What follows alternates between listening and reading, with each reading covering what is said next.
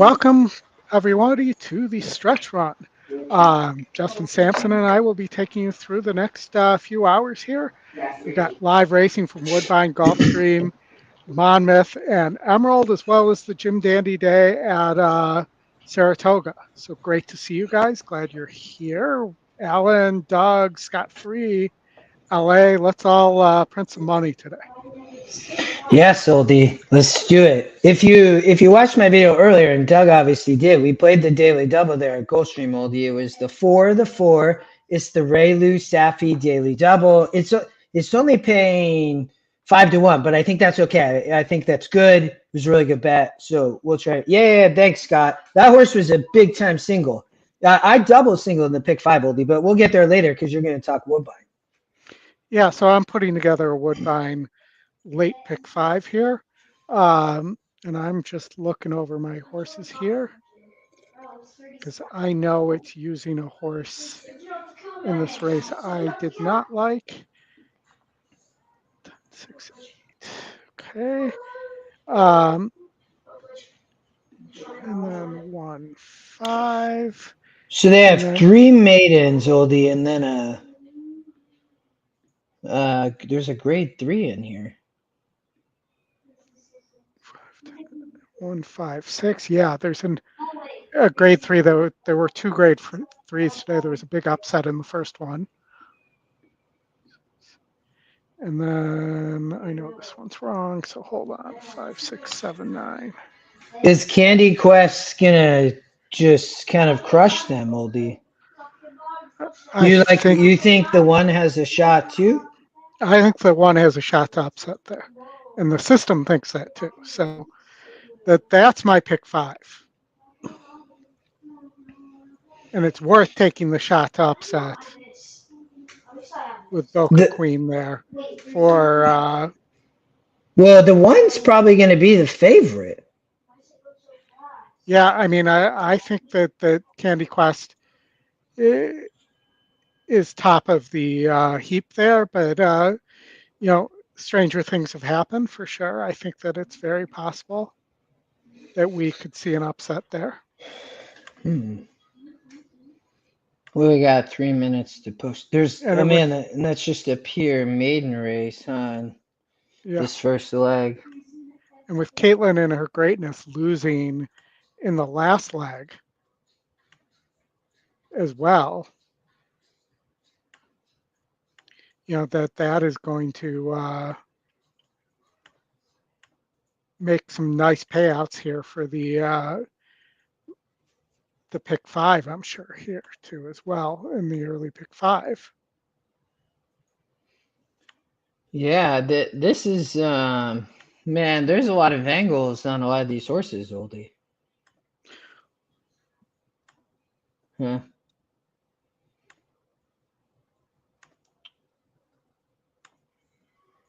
Yeah, good sequence. Willie, good job. I saw Willie. You hit a good one yesterday. Bob, good to see you. Wiz.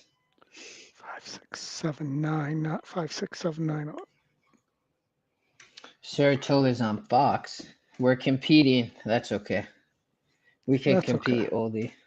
This is the correct one. Here. So you're 149 in the first leg. Yes. And then I'm maiden special on the turf.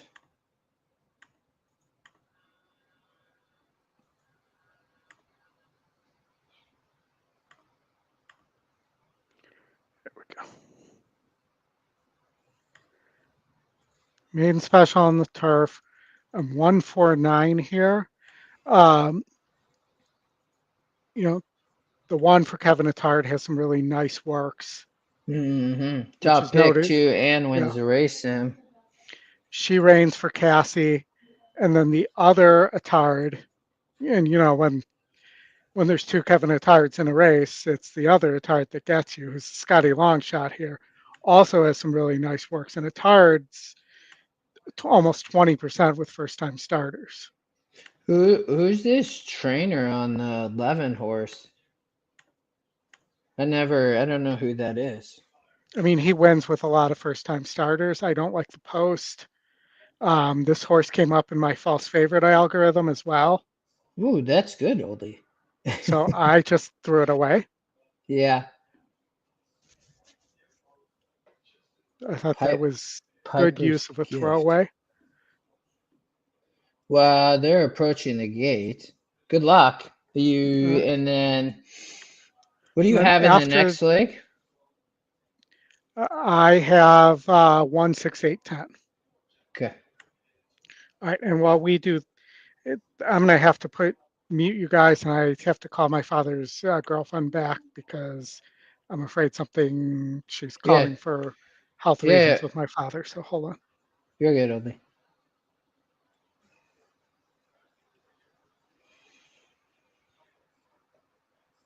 Oh, I love it, Alan.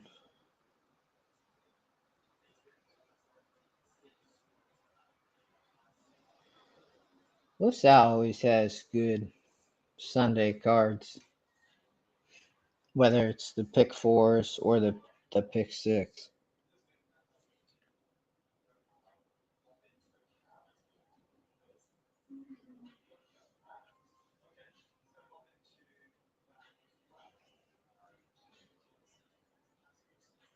We have a late scratch, a vet scratch. Number 4, She Reigns, is officially out. Please mark your program. A late scratch by order of the stewards on vet advice. Number 4, She Reigns. Please mark your program. There'll be a slight delay. That's one of the Cassies, the 4-horse scratcher. Hey, Mike, how are you? 4-horse scratch. She Reigns. They'll probably have to shift the gate, so nobody loaded yet, but 4-horse scratched.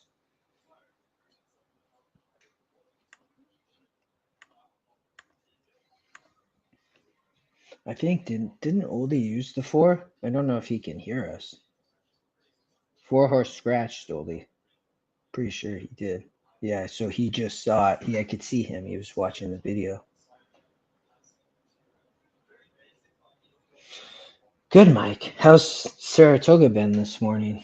I'm not sure if David's at Saratoga, Scott. Now they're being called forward to the gate, and the scratch, the late one, is She Reigns. Again, a vet scratch as that horse moves away from the EP tailored turf. Check at the betting, 8 to 5. The flood of money for Piper's Gift continues, is now at the shortest quote so far that she has been at 8 to 5. Star Attraction is beautifully turned out. Going up, Dakota Blue pulling back. Goes up again, Dakota Blue. This race is the first time appearance for most of them. Mathematical has raced bunch of before. Out babies. Saddle, Jose Campos, Dakota Blue comes forward riderless. Star Attraction down to 7 to 2. Melania. Ollie, did you see 4 scratch? Yeah, I replaced the 4 with the 8 here. All right, sweet. So the rider to get back on board for Dakota Blue. Jose Campos. Mathematical has gone in. Late scratch. She Reigns. Moving up is Live Each Day. Backstreet Emma to gate number 6. Dakota Blue's rider getting back into the irons now. Zealy Racing Stables with 2 runners alongside one another. Backstreet Emma, the first of the pair. Goes forward for Zarel Ford. Yeah, I saw that, Willie. Just getting crushed. 3 to 2. Sugar. And she moves up now to gate 7. Patrick Husbands on what is now the lone Mark Cassie runner. Sweet Fusion. Yeah, Willie, I could see. Leilani just waiting her turn. Stands well, looks ready to go. I love, by the way. Sweet Fusion has edged forward. Have you seen, and I don't know if it's going to show on the screen here.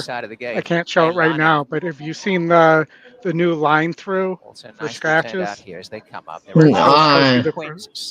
here? But it just disappeared. It stays up there for a little while for you to be able to see the Chiefswood Stables.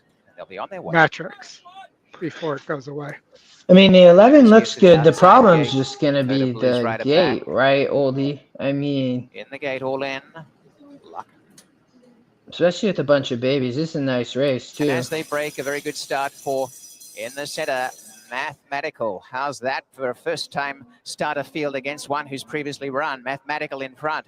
Going fast on the outside to lead is now Twist of Sugar. Running forward is Meilani on the outside. And just behind them is Backstreet Emma. Handy Sweet Fusion. And around the outside is Quinn Silent Raw from Piper's Gift. Well back earlier Star Attraction, Live Each Day.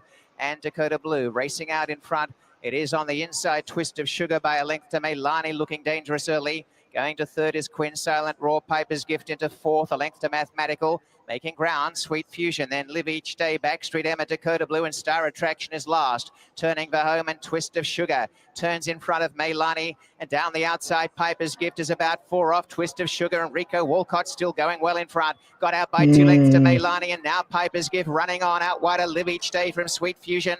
Out in front, still Twist of Sugar by a length and a half to Meilani. Then Sweet Fusion, and trying to run from the back is Dakota Blue out wide. Parking through in the center. Oh, Sweet Fusion, Patrick Husband splits them. Goes to the front, and Sweet Fusion the winner by a length and a half. Piper's Gift. The weakening Twist of Sugar. Star Attraction made up a ton of ground, and Dakota Blue the outside. And look how they got scratched the one Cassie. I had the second Cassie.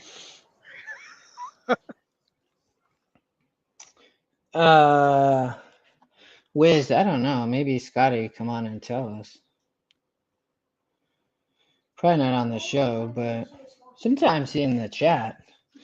Yeah, Scratch helped you, Oldy. That's so true. That was awesome. Well, the 4 may have done. I mean, the 4 was the higher considered of the 2 Cassies, so maybe the 4 would have done the same thing. I don't know.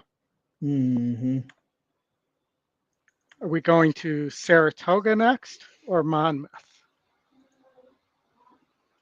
What do we have? Saratoga in 6. Monmouth Park is in 6. Nice of them, right? No, that's fine. So Saratoga. I mean, Saratoga is a bunch of firsters. I mean, that horse is 5-2. Monmouth Park has a short field of claimers on the turf.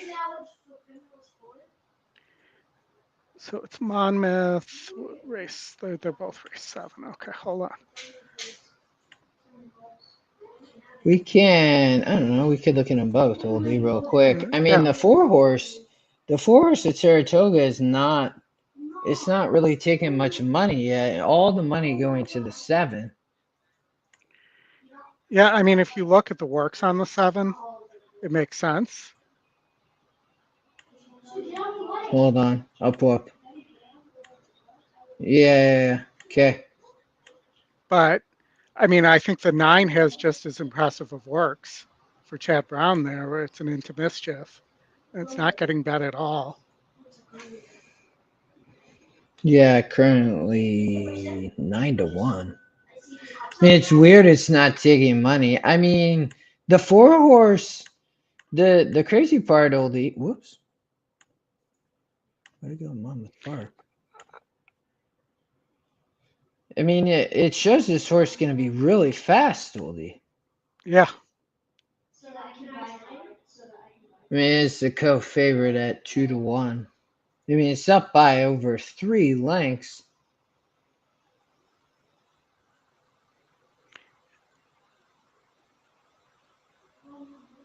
I think 4 one lengths. of those other horses shows some speed, but Wow. So, I mean, it's Brizette Jose. I mean, this horse done nothing wrong. Has a great GSR. I mean, stopped at 6 last time, though. Yeah, but this horse was pressed. Yeah. I mean, Ann was on the rail first time out. Is this Mike? Is this your note? This must be not Mike's note.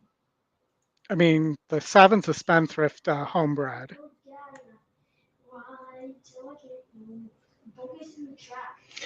Yeah, I mean, the works are good for Fletcher, but this horse has a 59 GSR. I mean, it's nothing special.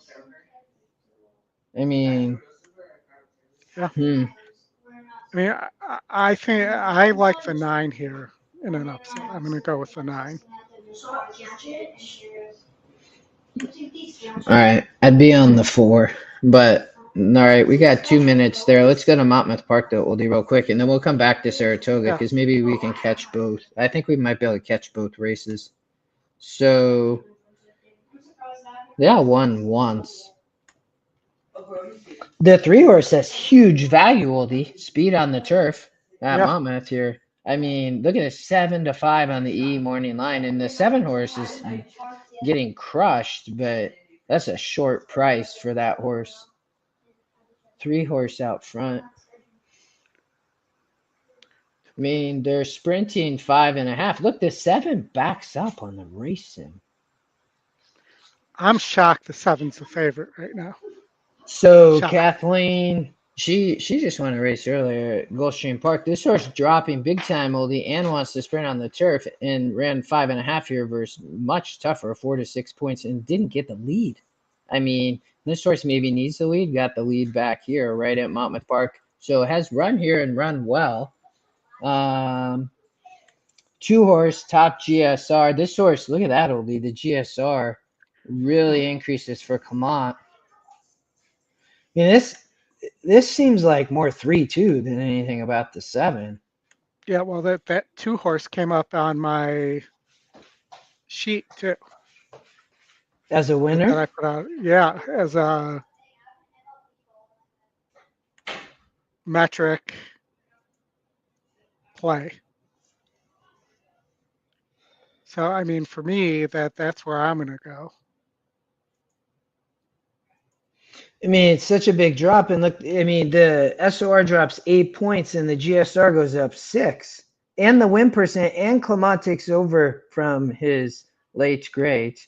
And, you know, he's been doing well, which is awesome to see. Kudos to him, in all honesty. I mean, Sammy Rice, it makes a lot of sense. This is Dini, this is Paco, so maybe that's part of why, I mean, Dini owns. But this is just such a giant step up. Yeah. 4-horse, the favorite, Oldie, over at Saratoga. Yeah, I mean, they're still mulling around. I mean, we can watch one on the screen and put the other one over.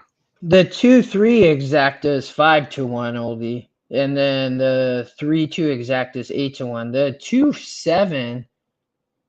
2-7 are the actual favorite in the exacta. But I like trying to beat the 7. I think the 3 gonna run good too. I mean, it's just that for me, it's like the top 2 GSRs. Yeah. In the value. And this, I mean, maybe you put the 7 in second. You try to just play a trifecta maybe and put the 7 in second.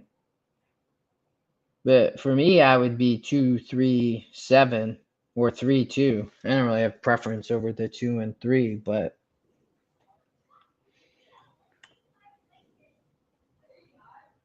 3-7. I mean, this horse has done nothing wrong, it's a massive drop, right, coming out of allowance. So, you know, had trouble staying on the tracks, probably the biggest issue, Oldie. Yeah. Where the 3s, go ahead.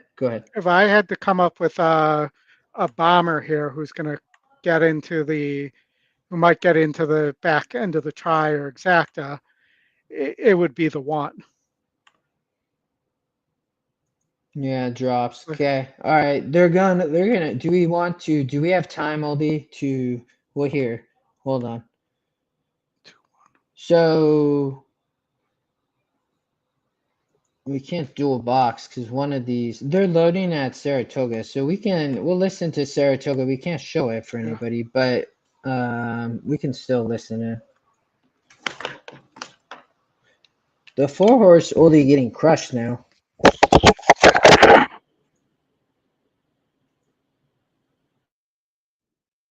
Not surprised.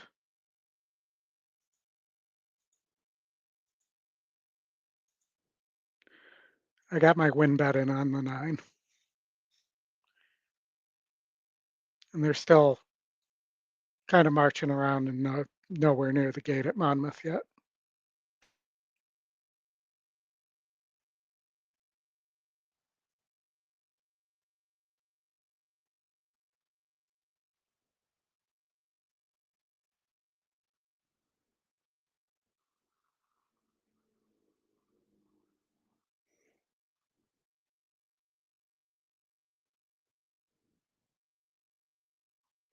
They're definitely making the 4 work.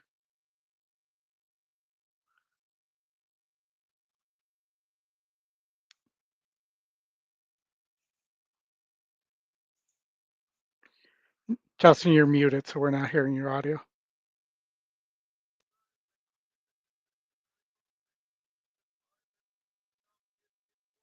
Still not hearing it.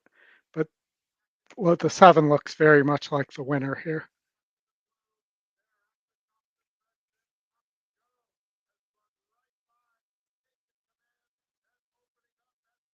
Might go 7-9 or 7-2.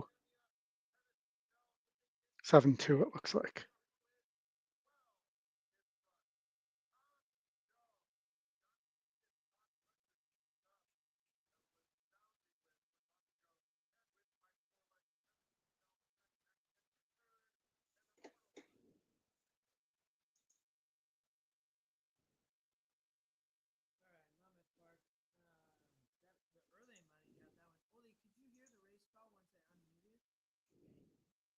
Seven much the best there.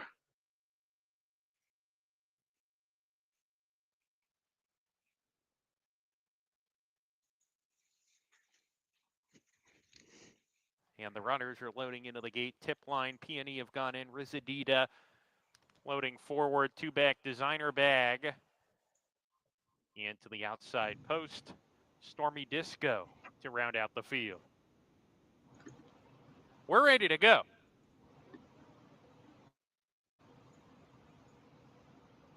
And Laurel. Tip line was a little bit slowly. Peony had no problems with Rizadita.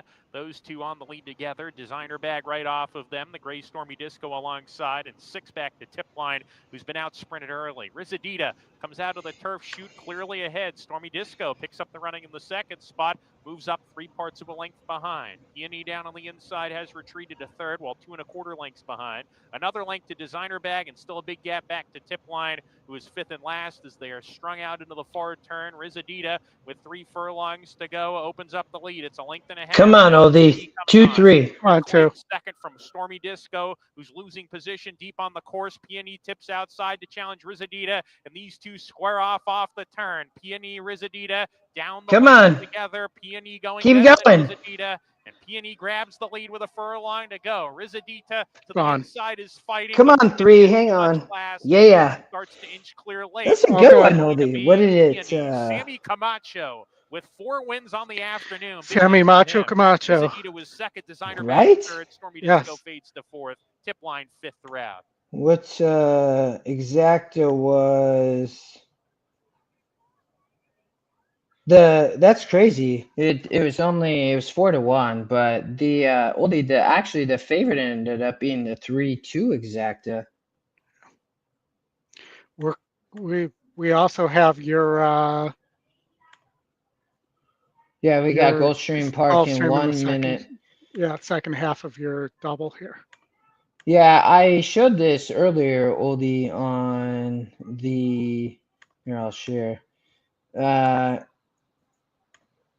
you tell me you watched the video behind, but I played this pick 4. It's ending here, and I had the Mirabai on top. Oldy, the 4-horse here, Safi Raylu is from the last race too. Safi Raylu Daily Double. I thought it looked really tough. I don't know what it was pretty chalky in the pick 4, but the Daily Double I think ended up being like 5 or 6 to 1. So we'll see if we can get it home. I know a few people played along. Yeah, it makes sense. Oh, Willie, that one wasn't very hard. I mean, I think that 7 just took too much money for Dini and Paco.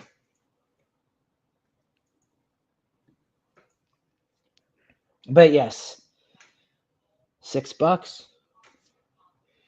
Yeah, So Let's see where they are. They still got a while here. well, yeah, they might be, maybe they're just running behind. That happens sometimes at Gulfstream, Oldy. So the pick four, Oldie, is paying $38 to the 4 for 50 cents. But I played it 10 times.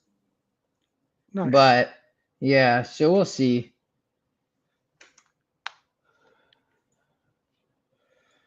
I thought the 4 looked tough here. I mean, No, I agree. It looks that way to me too. some of these on the 7 was going to take a lot of money, Oldie, but for Ramsey, but they should have waited. The turf is coming back to Gulfstream on Friday, Oldie, so the turf course will be back. But this horse, I thought maybe he wants to sprint for sure. Yeah, I don't think he wants to go 2 turns. So, and there's other speed here with the 3 inside, I thought. Yeah. The 7 and 3, and the 4 doesn't need the lead, finds like a perfect spot. Ray Lou riding. So I was talking about this oldie Ray Lou Gutierrez at Gulfstream riding for Safi Joseph. And Safi, it was in the last race. I think that Ray Lou might be getting more mounts over Zayas because it's not that I don't think it's that anybody's getting taken off or anything. I just think Ray Lou might start riding for Safi more. So I'd watch that at Gulfstream Park for sure. And then wins the race him, right? And has done nothing wrong, gets to Tapeta for the first time. GSR goes up, was a high win percent last out, kind of similar, but going in the gate right now, Justin. All right, let's get it. Strength and Torches Pass the last 2. Torches Pass to take the outside.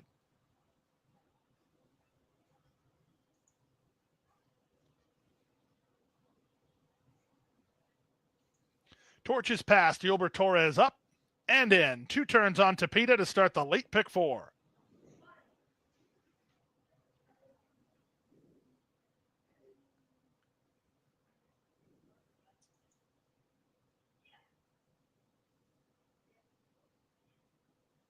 Piquant is a bit anxious in the gate, tries to settle. Ready now.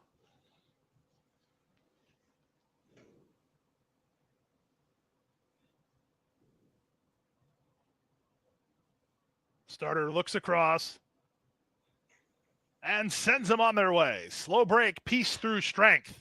Quick break, Torches Past, headed off for the early advantage. Here's speed from Rashid on the go. These two get acquainted, and they work a length and a half in front. Yeah, perfect here. Comes away a joint third. Couldn't have Moving asked out for the rail, anything other Oasis than Prince that, right? is well situated This in the is early exactly stages. what we in wanted. front of Bluff, who's together with Piquant, and after a bad start, Peace through Strength is last of all, and better than 10 lengths off the speed of Rashid. Rashid in front by half a length. Torches Pass keeps him honest while second. These two going awfully quick. They've opened 3.5 on Murabay, who rates his own trip in third. Oasis Prince is fourth at the inside, 2 in front of Piquant. He's outside of Bluff, and 5 to the trailer. Peace through Strength. Field of 7 separated by better than 15 lengths behind a 23-3 opening quarter. They head to the half-mile grounds. Rashid on the inside, outside Torches Pass. These two continue to give each other no quarter. They're only 4 lengths in front of Oasis Prince, who's together with Murabay, third and fourth. 2.5 more to Piquant. He starts to find his best ride with pace ahead of him. Bluff is second last, and Dial long distance to find Peace through Strength. The opening half mile was 46-4. They speed around the far turn.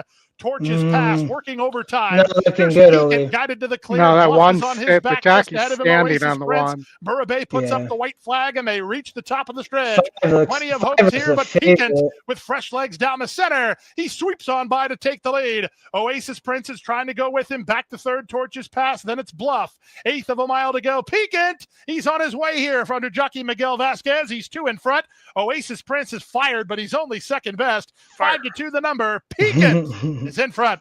Piquant to win by 2 in the end from Oasis Prince second, 4 in front of Murabay third. Double was Then Bluff and Peace through. the double was good too. It ended up being 8-1, but it didn't hit, so it doesn't matter. All right. All right, I guess we're back to Woodbine. We got another maiden special weight. Yeah, you should have your pick 5 up so we can follow along. Pick 5, right? Yep. That's what it was. I did not use the Scotty first pick here, the 11. Didn't like the trainer change would be one thing, and I did not like the layoff. Here, and it's a pretty big move up, and this horse is sitting outside with seemingly no speed. Yeah, which I would agree with you. That's going to be a concern.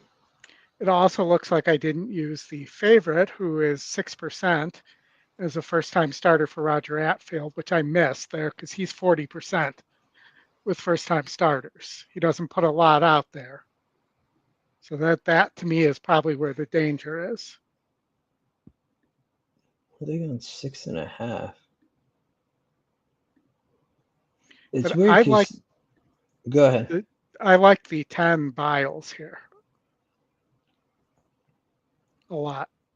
26% Carol is with second-time starters. I think this horse shows more speed after being clipped early, but ran on the first time out. And it's very possible the one for Cox taking over a Clement horse there might just be better than this group.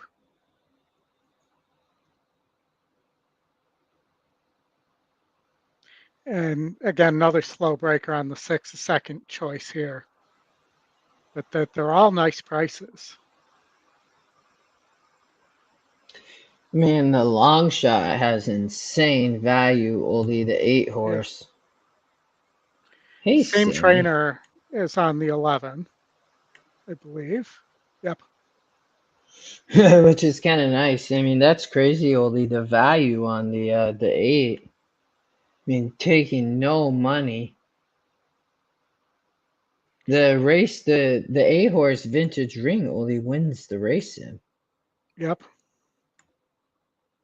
Let's show.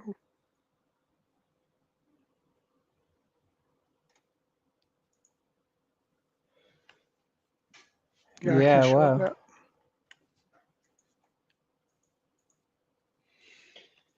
I mean, that horse for sure fits here. Gets back. Yeah. Maybe it probably wants the turf, but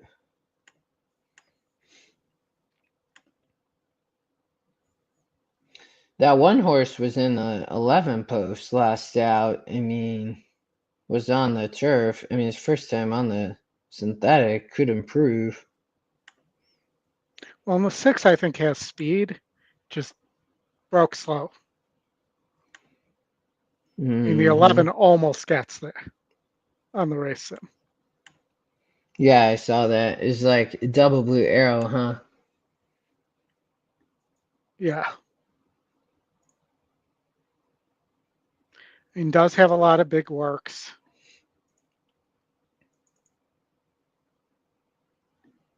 Since joining the Churchill barn. Sure, close enough. But it's a tough post, especially without speed.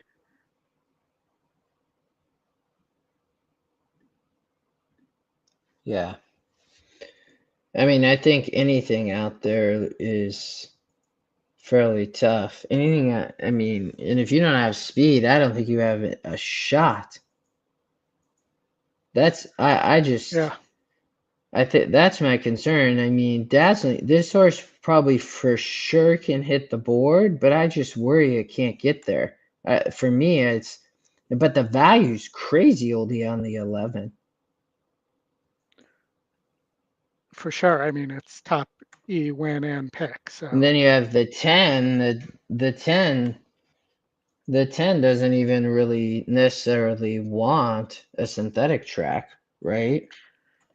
So yeah, you have a great chance, not even in the picks either. I mean, this horse probably wants to go long. Possibly, yes. If anything, I mean,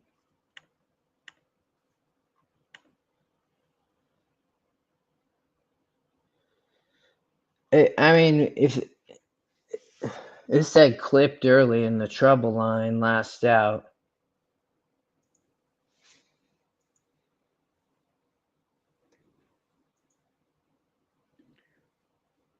Wow. Yeah, that's I think Well, that you have all the right horses though, in my opinion, so that's good. I mean the one that I Alf, think worries me is the two. yeah, like you were saying. Hey, Alfredo, good to see you. Alfredo, we missed at Gulfstream in the last race. Alfredo, I wonder if Alfredo, did you like the 5? That's the horse that won. Let me bring Woodbine up. I got to call my sister real fast. I'm gonna put you guys on mute again. Yeah, and Willie, vintage ring for sure. Will they put the sound at Woodbine on too? Trainer, rider Kevin Nichols, 5 is out. 6, Lady on the Nile for Tucci Stables, Siddharth and Jose Campos. Ginger Zip, number 7, owned by Stronach Stables and trained by Harold Ladouceur with Zarrell Ford. Number 8 is Vintage Ring in the Woodbine Club Silks, Zealy Racing Stable owned, Stephen Chirkop trained, and Leo Salas, the rider. 9, Momanda for Sainsbury Farms Incorporated, Mike DiPaolo and Jason Hoyt. Biles, number 10, owned by L&J Foxwoods and NK Racing with Josie Carroll training and Pietro Mora in the saddle. Zealy Racing Stables with 11, Dazzling Cruiser, also in those Woodbine Silks, and the white cap for Ryan Munger, Stephen Chirkop trained, and 12, Crumlin Beach for Dura Racing and MJ Doyle Racing Stables Limited, trained by Mike Doyle with David Mora, and they're headed to the start in 3 minutes. So great. It's definitely a Willie vintage ring. I mean, it's crazy price. Still, I mean, up to 13-1. It's hard. I mean, the 10's gonna run. I don't think the 11. I mean, that I know the 11 was the top pick, and you have horses like the 6, the 1, the 2.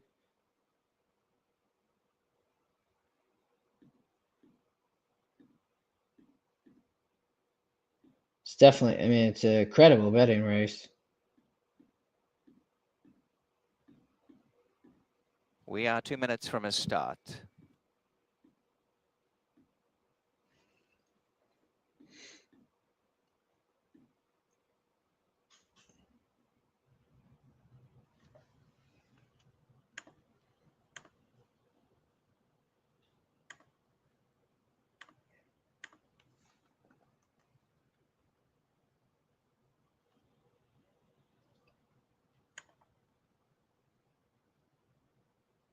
Still 12-1 on vintage ring, Willie.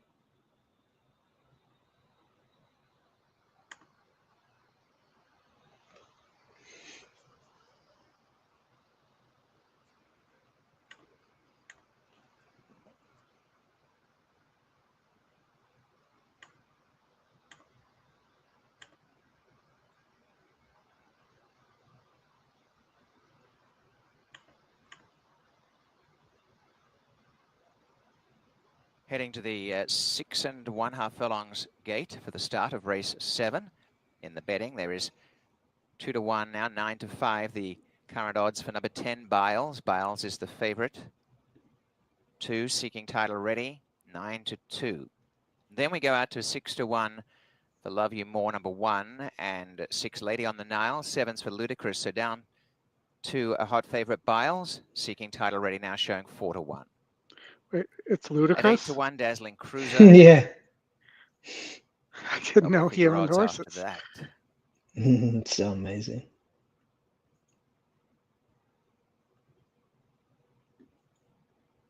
So this field is about to be called in for the start. This will lead us to our second stakes race of the day after this. The Ontario Colleen is race 8, but we are coming up for the maiden allowance inside runner. Love You More is the first along. Next up will be Seeking Title Ready. Just a little resistant to going forward, but beautifully turned out for the Roger Atfield barn and Charles Fipke. A little bit of guidance needed to bring Seeking Title Ready to the line, and is now set. Going up is Ludicrous. Lita Marie has gate 4. Plenty of first-time starters here. Lady on the Nile will follow Lita Marie. Lady on the Nile. Back in action today, and now it's the turn of Ginger Zip, who's also debuting.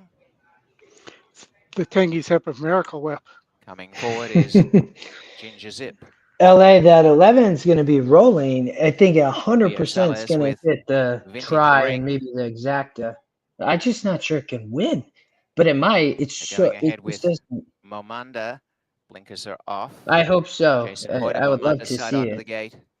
So Vintage Ring still to come, number 8. Meantime, Momanda steps in. Biles, who is the hot favorite. Yeah, Still good. That's a out. good bet, I Vintage think, LA. Ring I is mean, now led forward. you're getting the right value, similar to a horse like the 8. Coming along with Vintage Ring, who Both has the 8 taking, they're had a both bit of taking race late experience money, compared to the others. Came second to that very impressive stablemate 9 to Our 1 Lady. and Now 8 it's the to turn 1. of the favorite. Biles goes up. To Woodbine today, Dazzling Cruiser. And the last, Crumlin Beach. Stand by for a start. The first time Kremlin at big Beach. price. Crumlin Beach. And this field is all in. Good luck. Off their race, and back at the tail, Love You More. Best Away is the favorite. Bile straight to the lead from Crumlin Beach. Dazzling Cruiser began sharply, and Handy is Ludicrous, who's over on the inside. And racing 11 towards the broke pace in the well. early Look at part is that. Ginger Zip up in the center. And about a length behind them came Momanda. Vintage Ring has gone forward to the main pack. Over on the inside, about 4th last, seeking title ready. In behind them, Lady on the Nile from Love You More, and tailing out is Lita Marie. Showing the way, Biles so far leads the whole way. Dazzling Cruiser's gone up to be second, Ludicrous third. And then came Vintage Ring and Ginger Zip. A length behind them is Crumlin Beach, seeking title ready on the inside, is starting to get into stride. And on the outer, Momanda. Behind them, Love You More. And back to the tail, Lady on the Nile. And last is still Lita Marie. Biles in front, Come just a on, length. Dazzling LA. Cruiser I trying to don't make know, up the the ground. 10's On tough. the inside, Ludicrous coming on as they corner, and Biles The still 3 is traveling looking well. tough. Now Ludicrous looms into second Yeah, you are spot. right, Dazzling Ollie. Cruiser's made a race of it. A gap the others, but Biles in front by 2 to Ludicrous. Coming on gradually on the outside. Seeking title ready's now starting to finish well right down the outside from a long 7 way a back. little But bit, Biles but... got a big break on them. Up the rail, Ginger Zip is flying home. Oh, Biles man. getting Keep leg going, weary. Ginger 10. Zip coming. Come But on, Biles 10. will see it out. Biles a length and a quarter to Ginger There we Zip, go. and Seeking Title ready got in for show. Back in fourth, Ludicrous, and then came Dazzling Cruiser, and the rest headed by Love You More. 1:16.88. Well, you just needed a winner, Oldie. That's all you needed. So perfect. Yeah, we did get the price in the last one, maiden race. So Yeah. looks like we are heading back to Monmouth. Nostalgia Smile is taking 0 money. We're not sure why. The 3 Hello Sunshine's getting crushed, Oldie. All right, so Monmouth. Yeah, I mean, I could see this, I guess. It is dropping in SOR, even though it's not really dropping in level. Coming in from Delaware. Let's maybe watch the race sim. Let's watch the maybe race sim. Yeah, the 4 is not taking. Yeah, the 4 is taking a big drop, but this horse is going to improve for Carlos David and Marat, man. I don't know why that horse is not taking any money.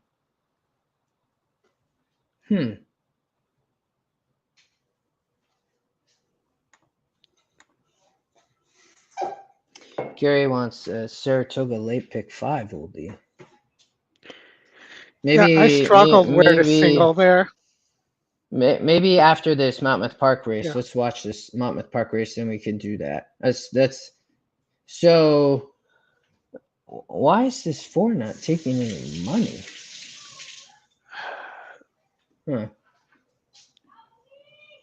Going back to dirt, GSR says that's where it belongs. I mean, this one could steal the race on the front end too. Yeah, I saw that. I mean, it is. I know it's a claiming 7-5, so like, it's not the most formful race, Oldie. But That is true.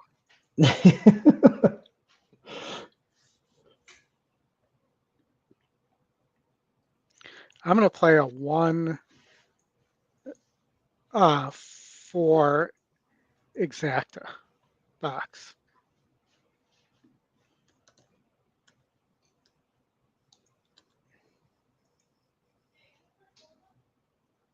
I think I'm with you. I like it. What's the price we're getting? We are getting 1-4. We're getting 1-4 is 58 to 1. Yeah, they're both 58 to 1. If this is correct, Wow. I'll take that. Yeah, I agree.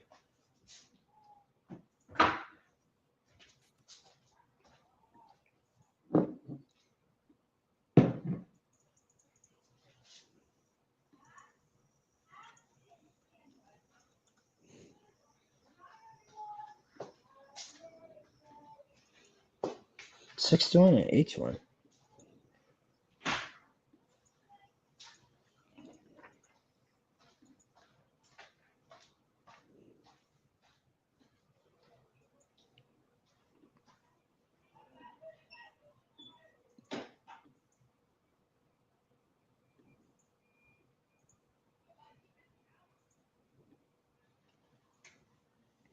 Sammy, we'll do Saratoga right after this. Yes, we're going to.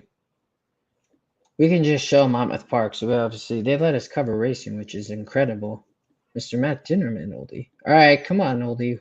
1-4 exacta.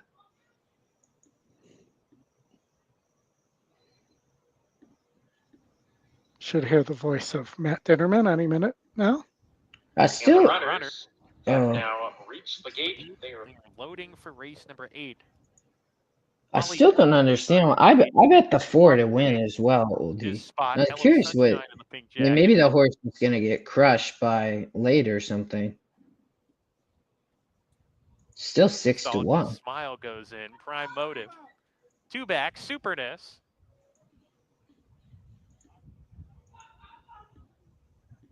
And then to the outside post, King Freud. Rounding out the field. Such a Freudian thing to do. Here's King Freud, Sammy Camacho. I owned a horse that was bred by Freud. And Laurel. Uneventful beginning. Molly Blue from the inside, dashing to the lead by about a half length early from Blue Marble as they line up here for a sprint race. They're not going all that fast. Molly Blue narrow lead. Stop the race, Oldie. Smile picks up the race to come and challenge. Prime Motive is not far off, easing right off the top pair here. King Freud is dropped the back. 3 to 1. Superness has passed a few runners, claims third. Hello Sunshine to the inside, just come on. Pace will shown more rain by Paco. Attempts to get closer down on the inside. Blue Marble shuffle to the back with King Freud as they round the far turn. Battle on the lead. Nostalgia Smile and Molly Blue. These two together now. Ooh, Molly 1-7's flying. Nostalgia Smile losing position as they round the turn. Superness is making a move. A big one too. Is Superness at the quarter pole is taking command. Superness says, come and catch me if you can off the turn. Molly Blue second. Now Prime Motive gets going, and all of a sudden, the 7's has done. Come off the bridle, is losing position after that mid-race move, and Prime Motive has swept to the front on the come on, Ford. King Freud's trying to get there. Come on, Ford. Fight, Ford. Come on. Oh, into that gap. Really had to slam on the brakes. Prime man. Motive, King Freud lunging late. It's a photo finish between these two. Prime Motive inside, outside King Freud with Nostalgia Smile third, and fourth was Superness. Yeah, that was tough. Couldn't get through there, Oldie. Inquiry. Yeah, I'm sure there will be. I don't think it won't help my horse unless they both get DQ'd, which is not happening. So, what are we? Saratoga, Oldie? Yeah, that was one of my ideas for a late pick 5 here. Where were you? So let me flip back. Single in the 5 race 9. That's what I noticed that. So and we covered Oldie, so we covered the what did we cover this Lake George? Yes. Yes. I was on the 5, you were on the 5. That's where I would single.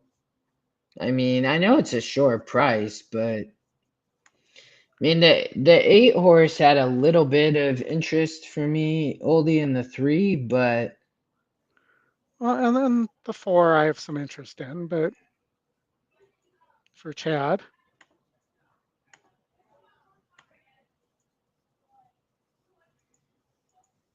And the 8 for sure, I think I would say I have interest, but you know, that was the play I felt the best about. I think there's 3 horses that could win, and I said this on the preview show. I like Moplex there, but I think there's 3 horses that can win that race. who? Baeza, Sovereignty, and Moplex. You've gotten on the Baeza train. I think Baeza could win the race. I'm not saying Baeza will win the race. But, you know, and then I'm 3, 5, 6, 9. 9.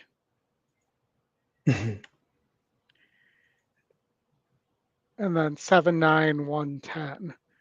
Got the 1, McHale, who is a potential single if it gets the lead there. I was looking at that. I mean,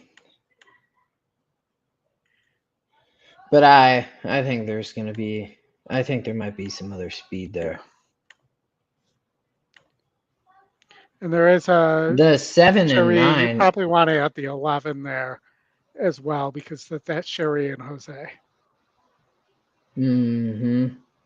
Stretching out too, getting back to 8.5. Wow.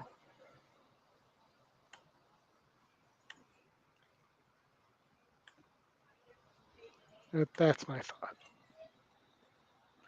thought.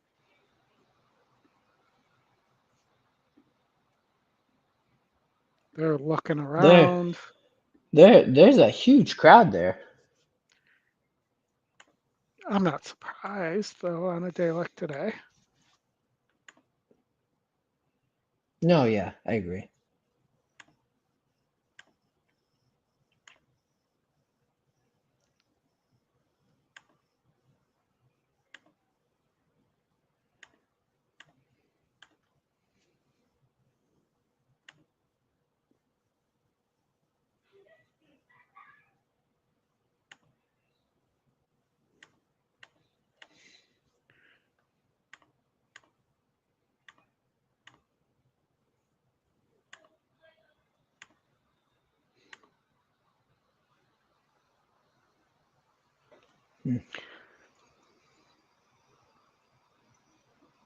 All right, let's see here. Are they getting close?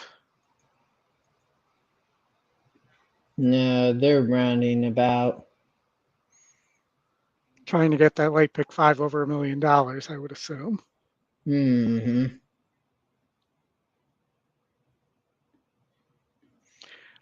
I don't get the 2 being 2 to 1, being 2 or 3 to 1 here, though, in this race. Horses 1 for 8 at the distance, likes to burn money. Yeah. The 7 is very interesting, though. It's a Finger Lakes horse.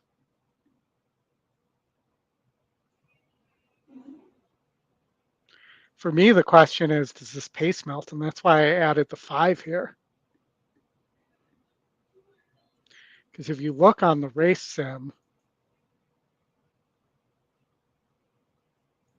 the 5's got the double arrow closing at the end.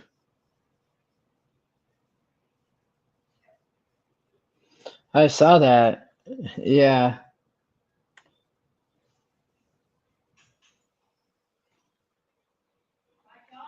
They're nearing the gate. You can't hear it through my AirPods, can you, Oldie? No, we can hear right now.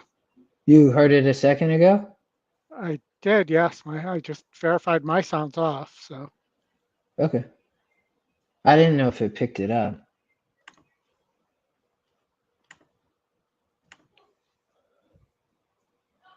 It's post time. They're loading in the gate for the 8th. You could hear that? Yes, they're loading Oh, sweet. for the 8th.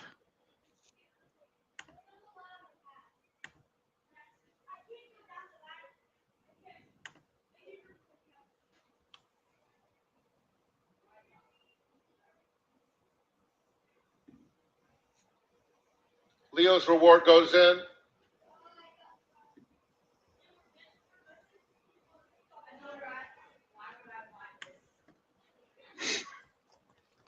All right, we've got a couple left to load. Kenny B, standing sideways currently, guided into the gate. Jose Ortiz looking for another. Last one to load is On the Hill. Busted. They're in the gate, and they're off. And On the Hill was out very quickly, but it's Blamaker who's intent on getting to the front, and Blamaker, hard-ridden for that speed, now opens up without being asked to do so. A lineup of 3 chasing. Roofer on the outside is trying to get into second and does just that. They're followed by Leo's Reward. Stewie is on the fence in fourth. That's the second pick. This blazing pace being set. Then busted away on the inside of On the Hill. The opening quarter went in 22 and 1/5 seconds. They move around the far turn, and it is Blamaker still blazing the way in front by 2. Roofer is in second. Leo's Reward inching up a closer third, a gap of 4. Back to Stewie in fourth. That group is followed by Sir Cartwright. Come on, Ollie. As they reach the top of the stretch, On the Hill 5. is next, racing 4 in front of Kenny B. Then busted away, and at the back of the field is very stormy. They're in the final furlong. Come on, 5. Empty. Leo's Reward is Yeah. going to take the lead. Stewie takes dead aim on the outside. Here comes and in the the center, 10. here's On the Hill and Katie Davis joining the party KD lane. flying. Oh, come on, Ahead 5. Big game, 5. Stewie on the outside trying to get up. Big Here game. it is. Photo Oh, finish. It's I have too no close to idea. call. Stewie and Leo's Reward I hit think the that- wire together. I think it On the depends on the third, pop. Behind them, Roofer. I think it might have been the 2, but I'm hoping maybe there'll be an inquiry or something. I thought that you didn't have the 10 there, but I saw KD coming, and I was like, oh my gosh, like it was it almost stopped. 7 I didn't think run the a lick, 7. broke slow. Yeah. See, the 2 bumped the 5, Oldie. Did you see that? I wouldn't be okay. We need the 5 to lodge an objection because I think the 2 bumped the 5, and you could claim that knocked that horse off stride. Yeah, although I don't think it really did, but it was so close, Scott. I think it's the 2. It was the 2, but okay. No, I mean, I don't think they're going to do anything. Louis. Stewie was first. 5. Leo's Reward finished second. The 2 got 10 it. On the Hill third. But I'm not seeing an inquiry or an objection, is what I'm telling you. Right here, watch. I think the 2 No, I comes saw in. the bomb. Oh, I think Louis got him first. I actually don't think that was Irad. I think that might have been. Well, they're so close, man. Yeah, he's crushing Mike. Another win, 2 wins. I think the 5 even maybe came out. So Can't tell unless they show us the. the head But I on. can't believe Louis not, or the trainer. Somebody should be objecting in case. You never know what they're going to decide once you do. Mhm.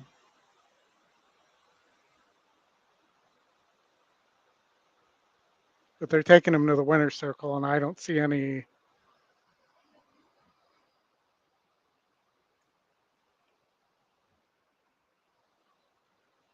Yeah, I actually when I watched it again, I thought maybe, yeah, Scott. I don't think they're probably they're going in a circle, but I think they're just getting ready for their photo. I think maybe the 5 actually was the one that came out after I watched it again. Gulfstream race 8. Oh man, Oldie, I was so trying to beat the 8 horse here. I I would, if I played a pick 3, I would try to beat. I like the 1, 2. The 4 could wire the field. I don't think the 3 can win. And who'd you like here? Who'd you end up liking here? I know we both had interest in the 2 who scratched. I originally had the 6 on top. I started to question this race, Oldie, just with the pace in the stakes race in the Miss Gracie, but I originally had the 6 on top in the stakes. Did you change your opinion at all in the next? I'm trying to remember what I had there. Did I have the 4 Secret Sands there? Oh, maybe you did. I thought that in the last race, like, I didn't think the 10 had to win that race.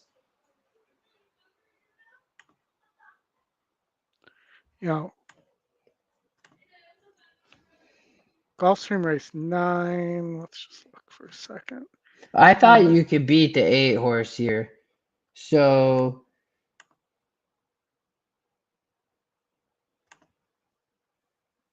I think the pick 3, I think, is a buck. Yeah, it is.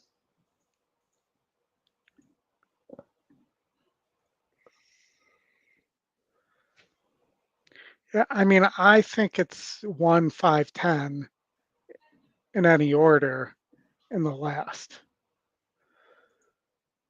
Yeah, I also had the 9 up there, but I could see it. I think the 9 can run. I also had the 5, 2, 8 if you're gonna spread, but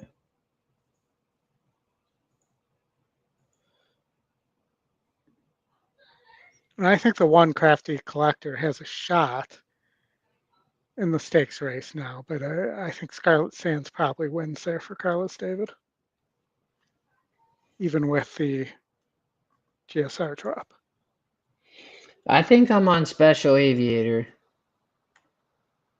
for Crichton, but that race I kept going around. I mean, even if they let this guy Ferrer Oldie walk the dog on the lead, like the 1 could win the race. But I think the 6 probably be aggressive and be right there, Morelos. I mean, maybe the 1 doesn't even get the lead. I don't know. It's such a big drop for the 6, though. But I can't fault Scarlet Sands. Oldie, right. For sure fits there.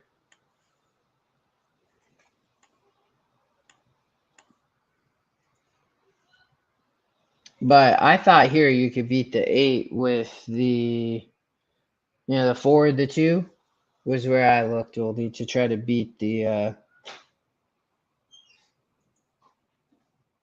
8 here. Let's see. I thought this race was pretty wide open. I thought 1, 2, 6, 8 had a shot here. Yeah, 1, 2. All right.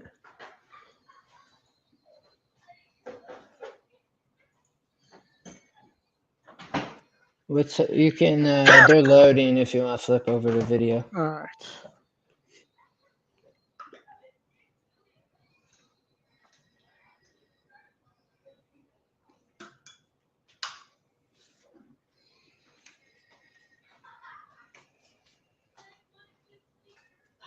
Oh, Oldie, we can't see yet. Oh, sorry. It's okay. Inside Royal Poppy, in between them, Lita not far away. Way fourth is our Firebird with Smart Jenny on her outside. I'm surprised the 4 didn't get the lead there. Wow. Last of all, Speed Duel on the top end. Royal Poppy on the outside, Lita toward the rail. They're locked up heads apart. Taking back to angle into the clear is St. Olaf Rose in third. She's a length in front of Smart Jenny, who races in fourth. Then it's Singing Sandra together with our Firebird and at the rail, C Art. 22 and 3 for the opening quarter. Lita has the lead. Royal Poppy latched on to her second.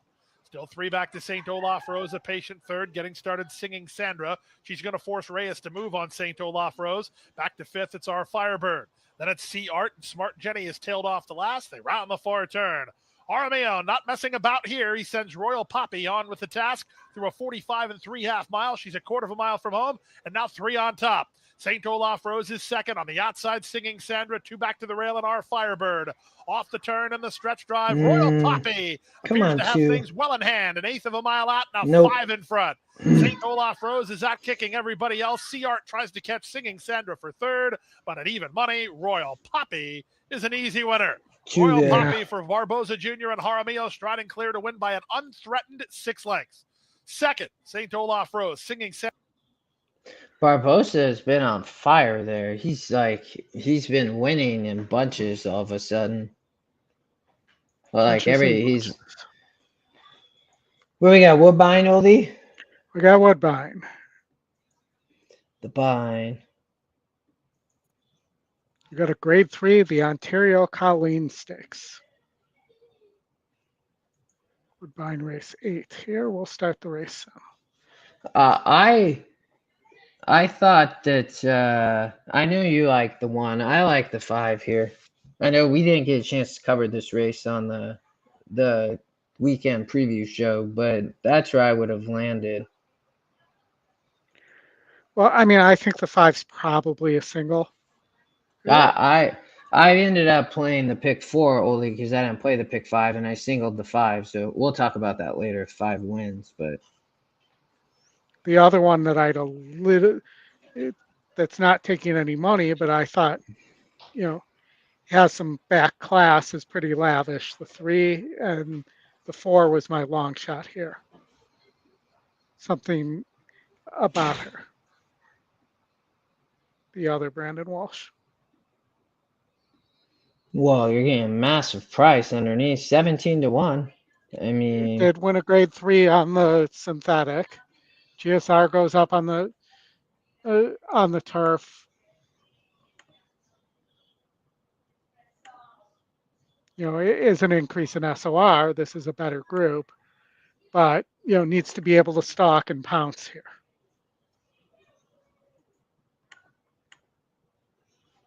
Yeah. In a race that looks pretty paceless. Well, that's why Candy Quest seems so tough, Oldie. I mean, but right. I think those are your underneath. I like the price even on the 4, but the 3 and 4, yes. I mean, the 1, obviously, Book of Queen.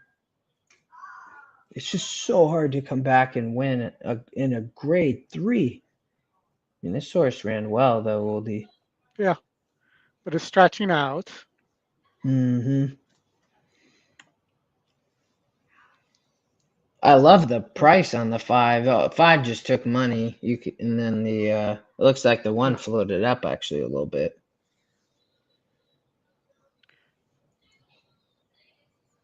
Which is fine. I think they both go off as the top 2 choices. Mm-hmm. 9's the second pick is not taking any money there for Riley and it's not.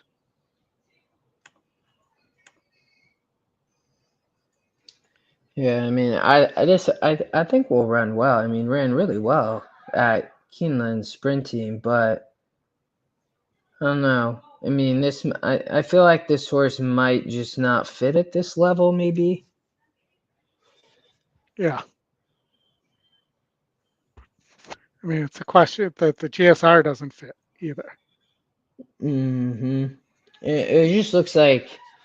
I mean, for me, it's a hard read if this horse is really going to want to get 8 furlongs. Yeah.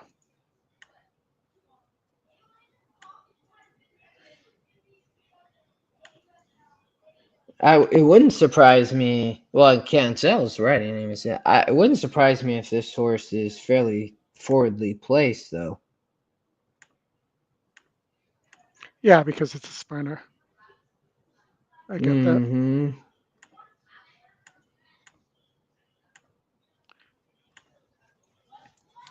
The 5's Candy Quest 4 to 1 only. The 1 horse, you use both, right? In your pick 5? Yeah, the 1 and 4. Let me grab something to drink real quick. I'm right here still. Just talking over here.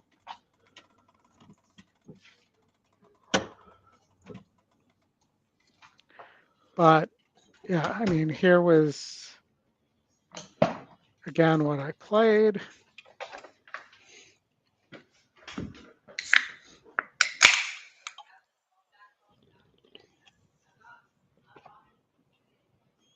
So really got to get past this leg. This is the danger Will Robinson leg. Does that great? There's so many maidens in that sequence. Yeah.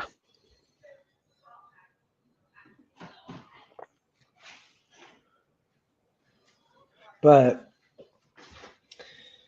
I think that I think it's still the value on the 5 is crazy.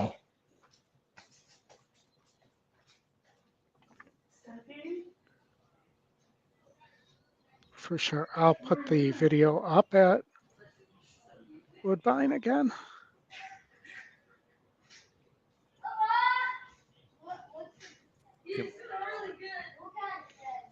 Good. They had a great card up there, Oldie. Yes. Hey, Oldie, I'll be right back. Okay.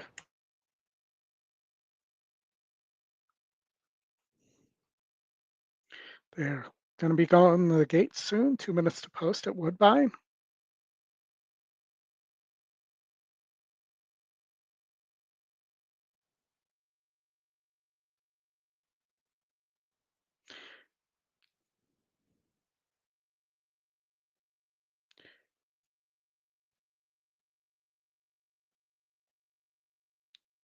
For the grade 3 Ontario Colleen Stakes.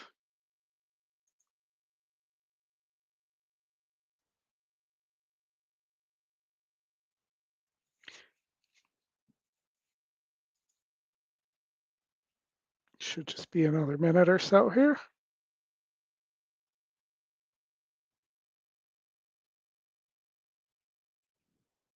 Now they're on the way to the start as they arrive onto the EP Taylor turf for the Ontario Colleen Stakes. Current favourite just a notch out now to 5-2, was 2-1, but now 5-2. Boca Queen, number 1. 7-2, Candy Quest, and 4-1 for It Ain't 2, and there's support for Tis Her Money, 7-1. This race coming up at the mile. Boca Queen arriving now as the first to come forward, and she was dazzling in her debut victory. Has been installed as the favourite. Late money coming in though for Pretty Lavish is down to 7-2, and It Ain't 2, 7-2, as is Candy Quest. In they go, Boca Queen for Pietra Morin, enjoying a very good day at the track. Next along is Lupa. Josie Carroll also having a great run of success, and Mark Dodson with Lupa off a win on the inner turf. Pretty Lavish comes forward with Ryan Munger. Something About Her at a big price today will follow. Brendan Walsh with the winner earlier. Something About Her goes up. Candy Quest to gate 5 is the ride for Sahin Savachi. The first of the Mark Cassie runners has gone in. Hidden Quarry. Line of Ethan West moves in. They're almost right. Tis Her Money. Patrick Husbands. To 9-1. The last along, It Ain't 2 for Eric Cancel. The Ontario Colleen Stakes stand by for a start. This field has settled. They're ready. Off their race. Best away on the outside. A very good beginning at 8-2, but Boca Queen missed the start. And she got going now, but she missed it quite a lot. Coming to the lead on the inside is Lupa to join It Ain't 2. Boca Queen sent right through on the inside to be behind Hidden Quarry. A length away came Something About Her, who's now getting into stride, although topped the head up there. And over on the inside is Pretty Lavish. A break of 3 lengths away is still well behind them, Candy Quest, and tailed off last is Tis Her Money. On the inside, Lupa is up in front with It Ain't 2. They've come away by almost 2.5. Hidden Quarry's had a nice run from Boca Queen and Something About Her. Really? A length away. There we go. Nope.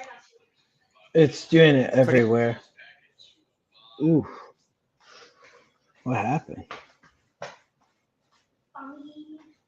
Nothing, Oldie. Yeah, lost feed. Completely lost the a length feed. behind them, and off the rail is Pretty Lavish. A length and a half away came Candy Quest, and still yet to tag on Tis a Money. It Ain't Two comes to the 5/16, a length to Hidden Quarry. Now Raphael and Undes getting to work on something about her. Loop of the inside. Boca Queen is next, and down the outside.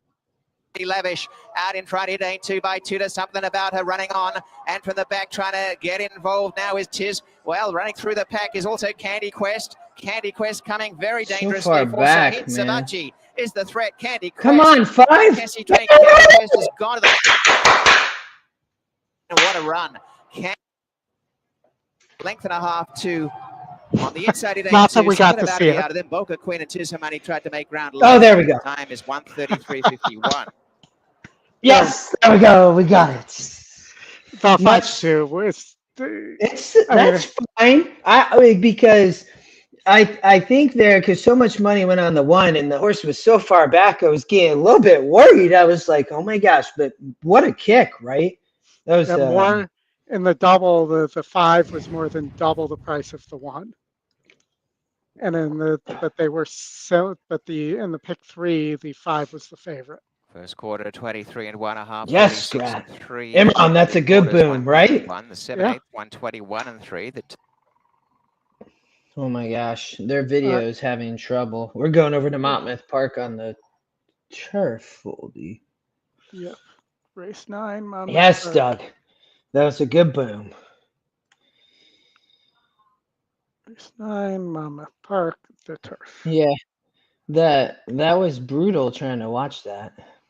Hit the like, Scrat. I agree. Scrat, you had a nice hit earlier. Did I see that right at Woodbine to start the day? I'm pretty sure.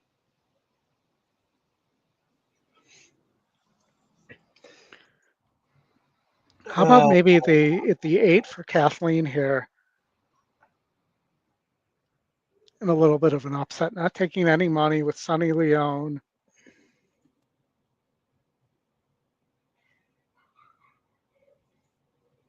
It's a tough race. I mean, it's very competitive, Oldie. But for me, I don't like the speed. So, yes, or the 2. What about the 2? But also, I would say the 8, the 2, the 9, the 7, maybe. Yeah. Yeah. I mean, I don't like the 4, who's the top pick. Low GSR. And I don't really like the 3. You have a huge GSR drop. They're about to go.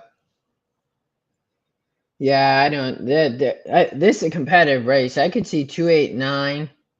What up? There was another one. I think they just went, Oldie. Yeah, I got it. Shown rain to show speed, has the lead as they come out of the chute. Rose of Sharon takes a hold, gets to the inside, and runs in second right off Dame Catherine, who leads the way here. Rose of Sharon had to tap on the brakes, and looks like she took a funny step there, jumped a little bit coming out of the chute, has been taken back to third now. Wow, Lucky just passed her, and Tell Me Some Lies, who's deeper on the course, a joint third with Rose of Sharon as they approach the first turn. Shack Revenge racing alone in fifth as they go into that first turn around the gray. Kobe Smile is next with the Goddess Factor, second to last to Reba Dream. That leaves Special Affair to trail the field as the 9 runners approach the backstretch run. Dame Catherine carving out the fractions in the nightcap, 2 lengths ahead. Wow, Lucky in second, a similar margin back to Tell Me Some Lies in third. Another length to Jack Revenge, who's taken fourth, while Racing Keen late 2 clear of Kobe Smile claiming fifth. Rose of Sharon has lost position. She's 6 lengths off the lead in midfield now, a half length to the Goddess Factor, a length and a half to Special Affair to Reba Dream. They trail together as they're halfway home. Dame Catherine gets a breather in that second quarter mile, still on top. The margin's only 3/4 of a length, though. Now it's a half length as they go into the turn. Wow, Lucky a lot closer in second as they go into that turn, and Shack Revenge is right there 3 wide, niggled along a little bit within range, though. Tell Me Some Lies in fourth on the rail, right behind the leaders, and appears to have some horse searching for racing room, getting off the rail for the stretch drive. They're off the turn. Wow, Lucky. Dame Catherine down the lane. Wow, Lucky has a head in front. Dame Catherine not going 9 on the rail. Yeah.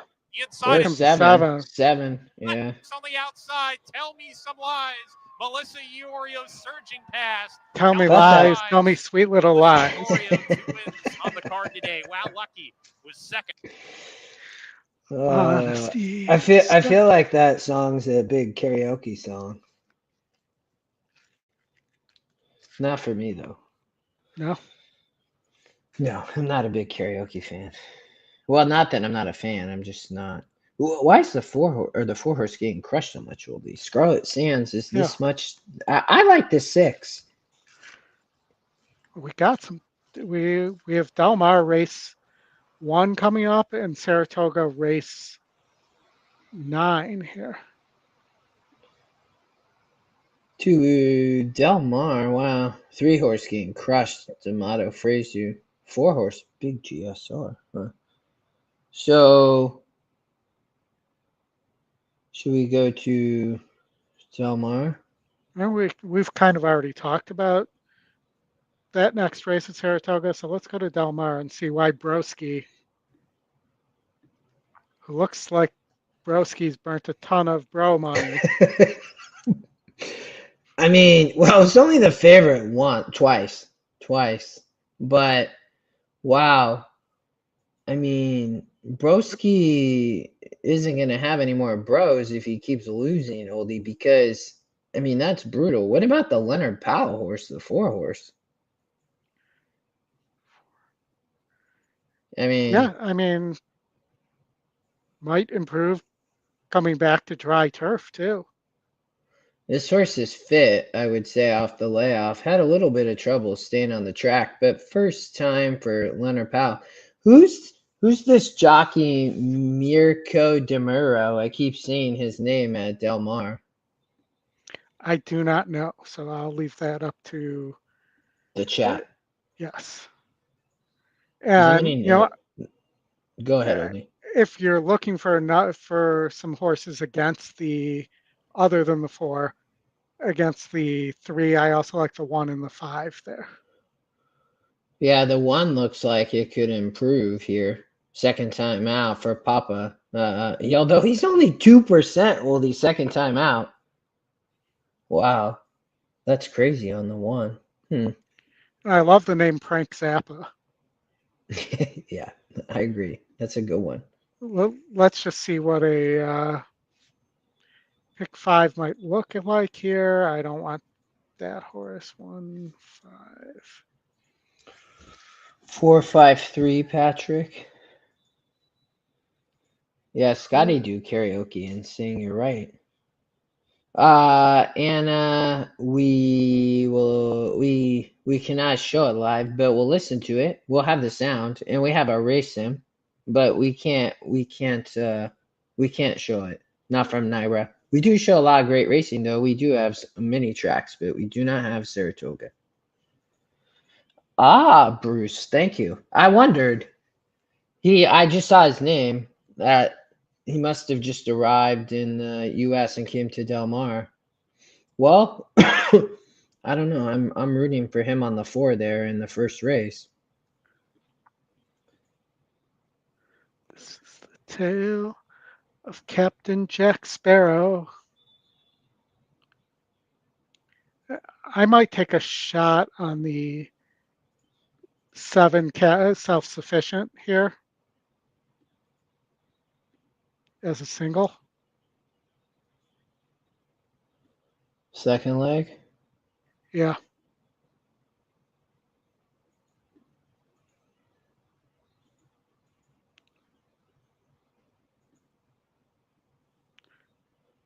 Four, 5, 8, 10. I'm just looking at race 3, seeing if I can narrow that down.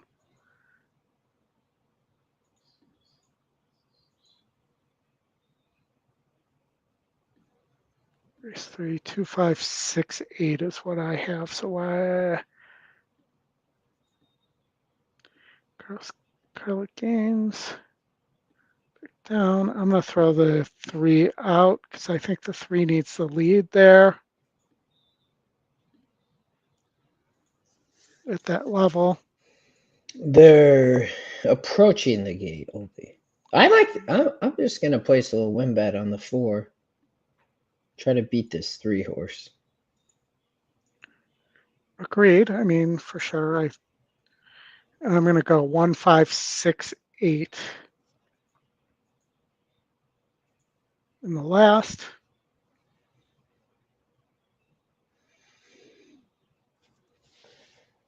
And now I'm using too many in the fourth. It keeps. I thought Classic Huel might take more money based on the E-morning line over at Saratoga, but here the crazy part about it is Irad's taking so much money on the 4-horse. The 5 Classic Q's only 7-5 currently. All right, this is what I'm going with.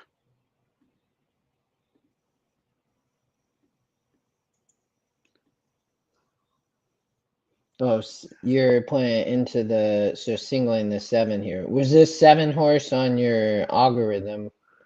I was not. I don't believe. I'll take another look in a second. Let me get this in.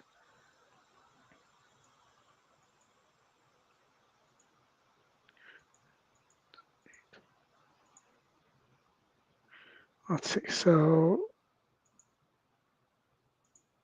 7-horse race 2.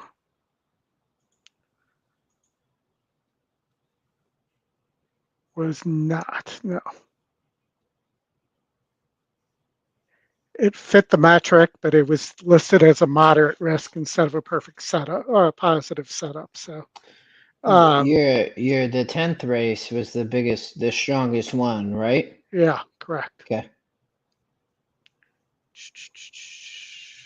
Going to Delmar, and then we'll go to Saratoga. They're off at Delmar. 3's on the lead. The 1's in second. Sure, I get sound. They head up the backstretch. Broski up top by a length. Lorenzo Bernini is second by a length and a half over Tempest Vola. Jabillion is fourth on the outside. Frank Zappa follows in fifth with 5 lengths to make up. It's 4.5 lengths more back to My Box of Light. Just Resilience trails through a 47.68 half mile. Into the turn they go. Broski on top all the way so far. Gets a bit more daylight here. Opens up 2.5. Lorenzo Bernini on the outside. Tempest Vola now takes second toward the rail. Then comes That's the only shot I have to beat this and they're into the stretch. Otherwise, Come it's on. a donation. Still Broski in hand Get him. at the gate pole. Nope. Close. 2.5 lengths in front. Run a good Tempest race. Vola is clearly second, and then comes Frank Zappa taking third. Broski every step of the way, taking the opener by 2.5 lengths. One Tempest easy. Vola was second. And that Lorenzo Bernini. he really did win easy there. I mean, it looked kind of like a hand ride. I mean, watch Broski, I guess, coming back, but I mean, or just found an easy spot. I don't know. All right, Saratoga, Oldie, Classic. You and I are on Classic Q. Yeah, I don't know why it did that. Currently 3-2. Irad taking large amounts of money on the 4 for Mr. Chad Brown. Yeah, I mean, it's Chad Brown and it's New York, so I'm not surprised.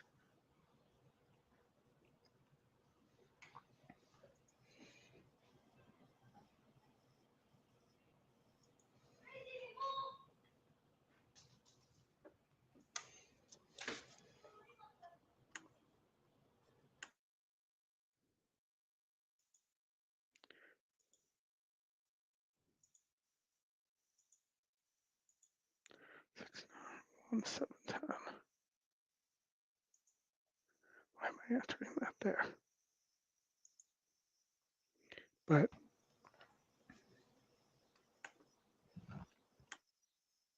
I mean, you almost have to, if you're going to use the 5 and the 4, you almost have to drop the sovereignty in the next if you're going to go wide.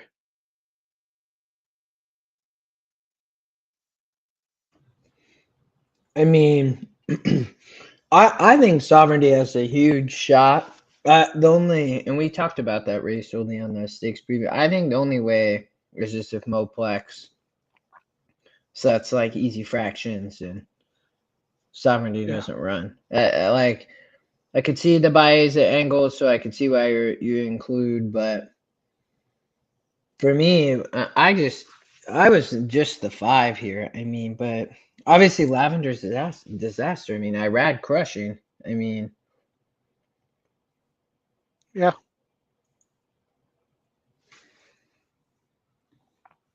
If you're going to do that, maybe you're just, if you're going to play against Sovereignty in the next, it might be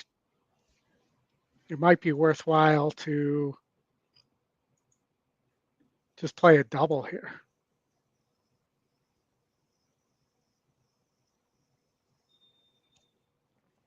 Oldy, you know what's really crazy? I forgot. Back when we were playing Woodbine, I played the exacta underneath the 5 on top with the 3 and the 4 and the horses you talked about. Did the 4 must have run second? 4 did run second, yes. Yeah, I played that exacta for $6. It paid $214. Good call, man. That's crazy. Thanks. I was like, what happened to my balance? And I was like, oh, because I singled The there, horses have reached the starting gate. It's post time. but I forgot it. And then I played the win bet. I forgot I played that exacta. Wow. And then we're off to Gulfstream for the stakes race there. Oh yeah, perfect. Patrick, no, we did on Wednesday night. My opinion hasn't changed, Oldie. I mean, I just think, Patrick, that Sovereignty's a nice horse and it can be tough. I think if Loading in the gate for the Lake George, which is presented by Surfside. if Manny sets really easy soft fractions, I think the 3 could win. Classic Q coming up. She goes in. Yeah, Scrat. I didn't play the try, but I played the exacta. That exacta was what, 6 to 214. Pookie is in. The Terradora comes up. The last one to load is Good Long Cry. They're in the gate. And they're off in the Lake George, presented by Surfside. And it's a very even beginning. Lavender Disaster has some good early foot. Classic Q, though, is a little bit faster. Classic Q goes to the front. Lavender Disaster will settle off for a while. TG by Irad just to make Good Long Cry and Pookie racing side by side. They're going the quickly 5 into work the a first little. turn. Daisy Flyers settles Tough, down in this Jose. quartet with 5 lengths to make up. The 2 trailers, Raining Flowers and a Terradora. At the Wow. back of the field. 23 flat for the favorite Classic Q, who takes him on to the backstretch with a 3-length lead. Good Long Cry in second. Lavender Disaster rides the hedge in third, and then it's Pookie in fourth with 4 to make up, a gap of 6. Back to Daisy Flyer, Raining Flowers, and a Terradora. It's Jose Ortiz and Classic Q, 46-2 for the front-running filly, who takes him into the far turn. 3 lengths clear of Good Long Cry in second. Lavender Disaster still right there in the thick of it. Along the inside third. Pookie has been fourth most of the way, still 4 lengths off the lead. A half dozen clear of Daisy Flyer, Raining Flowers, and at the back still a Terradora. Come on, Jose. Have lots of horse. For Classic Q, who comes to the top of the stretch, and Lavender Disaster. Come on, Jose. Try to get her. These 2 are dominating at the furlong pole. Classic Q, 2 lengths. Come on. Pull away. Three's the threat. Three's the threat. Come on, pull away. But it's Classic Q. Come on. Still in front. Oh, no. Where's the YR? Daisy Where? coming now. Daisy No, I think the 3's the threat there. And Raining Flowers ends up in a photo for second with Classic Q. Daisy Flyer comes and upsets them in the Lake George, presented by Surfside. Art. Well done Art for with a you. boom. Good call. Scott said, what the F1? Was the one I saw the one coming there on the rail. Did the one just the one was coming to you, right? And then Yeah. the And then hung for a sack. Past Jose. yeah, that's tough on the one.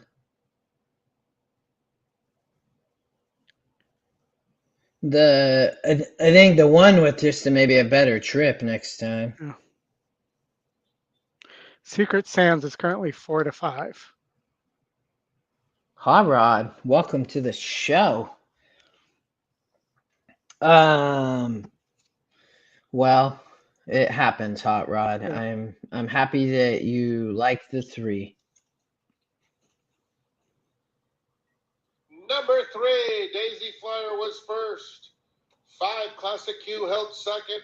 1, Raining Flowers All right, third. you ready and for 4, Gulfstream? Lavender Disaster was fourth. Yes, sir. Wait till you see what there we go. Secret Sands is 3 to 5. All right, you're on the 4. I'm on. Oh my 6 is 9 to 5. So, I mean, the 4 floated up to 4 to 5 just a minute ago or a second ago. Mm-hmm. Yeah, I thought maybe the 3 horse could hit underneath, but but it did look like a 2 horse race, Oldie. 6 and 4. Yeah, I mean that the other possibility, I thought that the 2 Crafty Collector could get away. No, the 1. Yeah, no, I One, could. Yeah, sorry. NMS Sandman gonna win the Derby. Ooh, okay. Well, the Dandy's coming. Yeah, I can see this, Oldie. I mean, there's just no speed really here, but I do think from a class perspective that just the 6 and 4 are gonna come, or just a little bit more than a horse like the 1 would be my concern, and that horse just might be a little bit cheap. Maybe the 1 doesn't even get the lead, but it probably will. The 6 might get the lead though. Yeah, that's what it's showing on the race sim. I mean, if the 1 gets the lead and it's just the easy lead, it's gonna be a problem. But Yeah. Let's see where they are at here on the track. they're out on the track, but one more race after this. I thought the last race was tough though, Oldie, if you got around the 10, which I thought there was a few different spots. Yeah.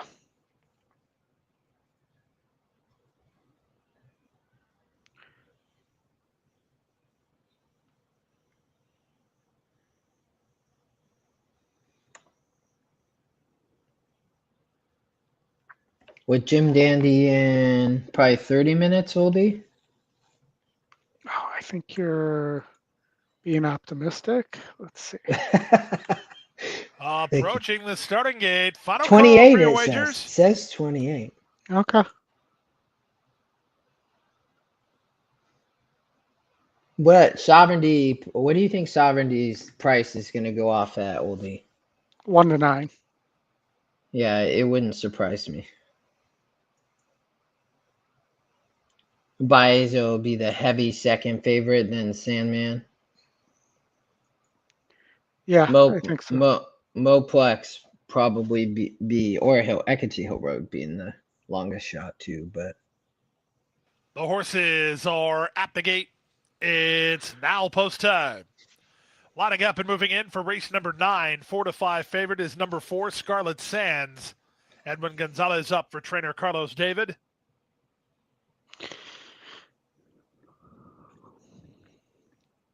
We used to have a guy Crafty that we worked Collector, with the first two named to go Terry up. Ralph. We Scarlet always Sands called will him be Ralph. next. The last two Terry, up, that's what I Special want to do to Aviator Carlos David. and Annie We call Goodbody. him David Carlos.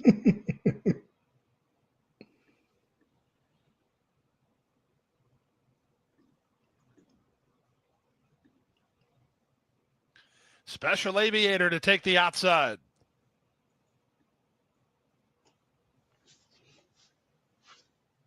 They're at the post. Racing and the Miss Gracie. The favorite Scarlet Sands blasts off the mark and clears the inside traffic to lead early on from Special Aviator, who's up on the outside second. Annie Goodbody is situated in early third from Crafty Collector, fourth at the rail. Oxer, last of the 5. Could get a pace duel speed here. of Scarlet Sands. Scarlet Sands and jockey Edwin Gonzalez lead by a length and a quarter. Morelos on Special Aviator won't let her get far. She's racing in second. 2.5 clear of Any Goodbody. Here's a clear third. Crafty Collector moved off the inside by Jose Ferrer to race in fourth now. And Longshot Oxer is last of all. The opening quarter complete to Scarlet Sands. It went in 23 and 4. She leads by a length over Special Aviator in second. 2 back to a rating Any Goodbody in third. Crafty Collector remains in fourth and Oxer is last. No change in the plot here. Can they reach Scarlet Sands? Special Aviator has been persistent throughout, and these two went the half in 47 and 1. Third is Any Goodbody. Fourth and closer now. Crafty Collector. The trailer is Oxer. They speed around the far turn. Special Aviator has now lost ground to the leader, Scarlet Sands. Any Goodbody given the green light by Zayas to try to go on an upset move. From fourth and angling is Crafty Collector. Oxer's a bit closer at the back. In fact, she's drawn within 5.5 lengths of the lead, and the lead is held by Scarlet Sands. 3/4, 111 flat. Scarlet Sands. Gonzalez still sitting pretty. Others working hard in behind. Special Aviator back for a little bit more. Far outside Crafty Collector. In between horses, Any Goodbody. Less than 1/8 of a mile to go. Scarlet Sands with Crafty Collector launching late. Crafty Collector tries to reach Scarlet Sands. Scarlet Sands digs. Crafty Collector loses to Scarlet Sands. It's Scarlet Sands to beat Crafty Collector by a neck. Third, Special Aviator, 140 and 2. I can't believe that 2 horse actually came back and ran there. That's the 4 ended up going off a 1 to 2. Wow. I didn't think the 4 would get the lead, Oldie. I mean, it doesn't really surprise me because Edwin can be so aggressive, and that race, it was kind of like he was going to get the lead, right? Yep. So, all right, back to the bind, Oldie. We're 1-5-6-10 here. 1-5-6-10. Okay, let's get it. One's a Cassie. The 6 is Drexler. Might have some tactical skill there.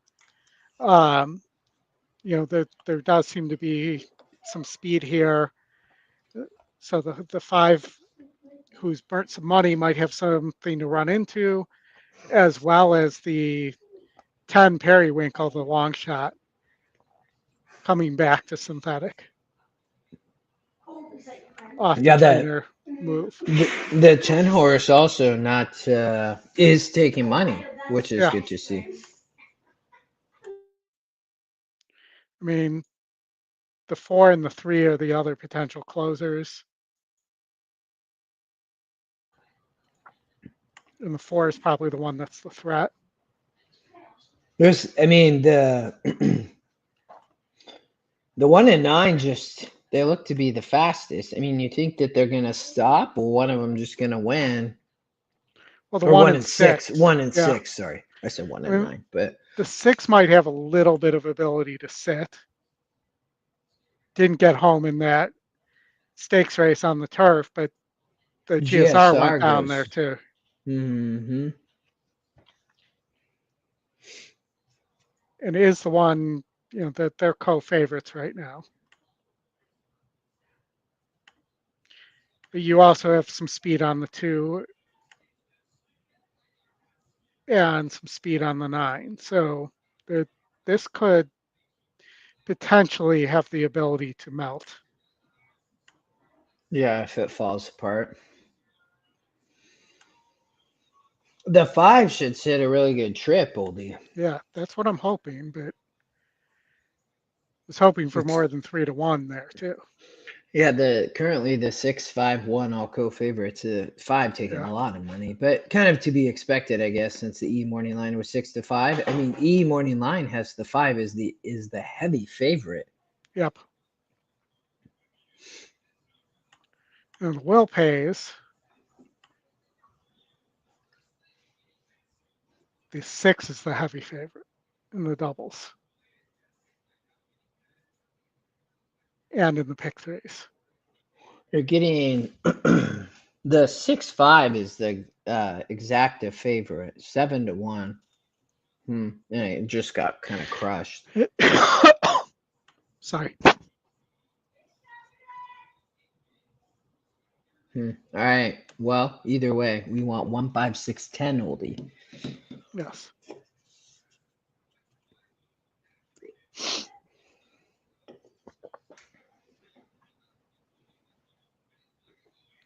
Jaime or Jamie, sorry, I don't know. Either way.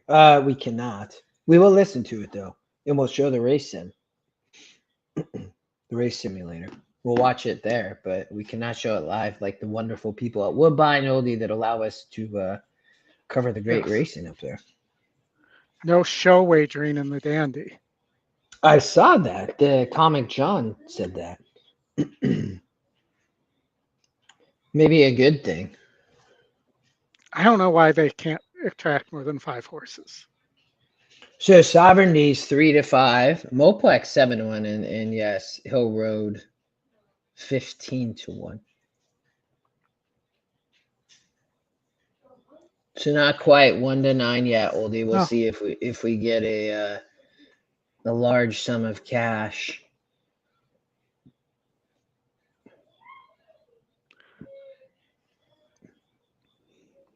Baeza's had so much hype over the, I guess, the last 7-8 months, Oldie. Right. As well as Sandman, the 2-horse. All right, 1-5, 1-5-6-10, Oldie. 1-5-6-10. 5's 9 to 5 favorite. 5 probably gonna be the favorite, which I guess that's what the E morning line said. But in the multis, the 6 is the heavy favorite in the Will Pace. So I would not be surprised to see when the gate opens, the 6 takes money.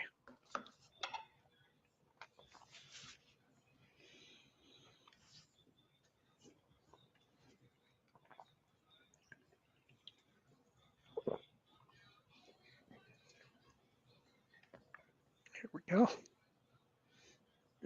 Let's get the sound on. Forward for Jose Campos. And at the jump, it looks like Executive Success is shortening into favorite. Still out is horse number 10, Periwinkle Side On for Jose Campos. Comes to the line a little reluctantly. The 5, Ray. That works. The outside gate. Now they're ready. All in and locked up.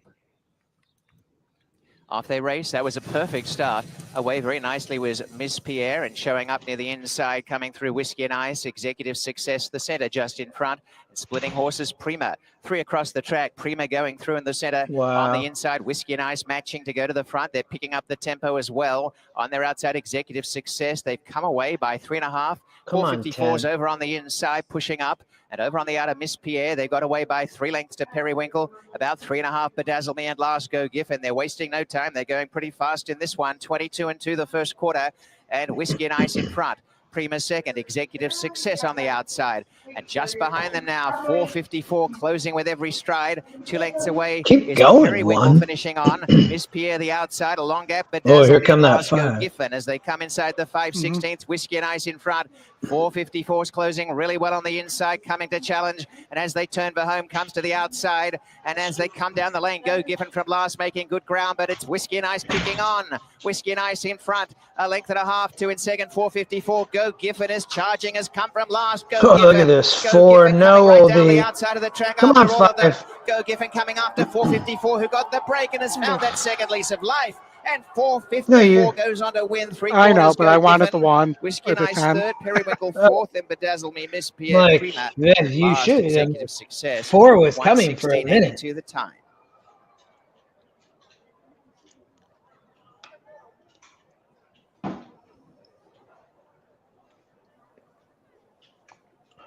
We were rooting for the 5. Fans, don't forget the celebration continues tomorrow. Fiesta Premio Emerald Downs. Yep. Oh, they might. I wonder what they have going on down there. Sometimes they have some type of dinosaur race, Oldie, or a dog Winners race, number or 5, 454, grandparents second is race. 4 Go. Yeah. Jim Dandy, Oldie, is in 17 minutes. We have Delmar before that, though. We have the Delmar race 2. I'd like the 7 self-sufficient here. It looks like Mike did as well. Did you singled there in your ticket, right? Right, but I didn't use the 3, so I'm out. That's right. Dropped the Yeah. favorite. What was that? I can't remember that horse's name. Broski. Broski, yeah, the bro. It looks like the 7.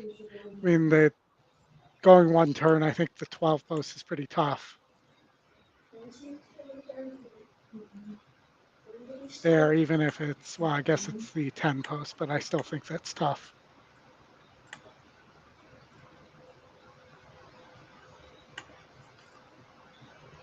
So, I mean, I thought the 7 on the drop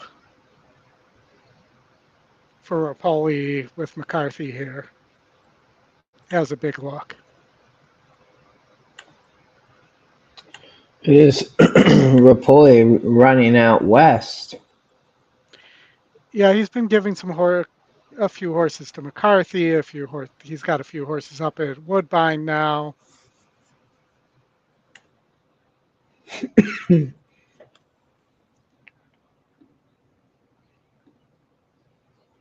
So the 3-horse won on the lead in the first race, right, Oldie? Wasn't that yes, correct. what happened? Got loose.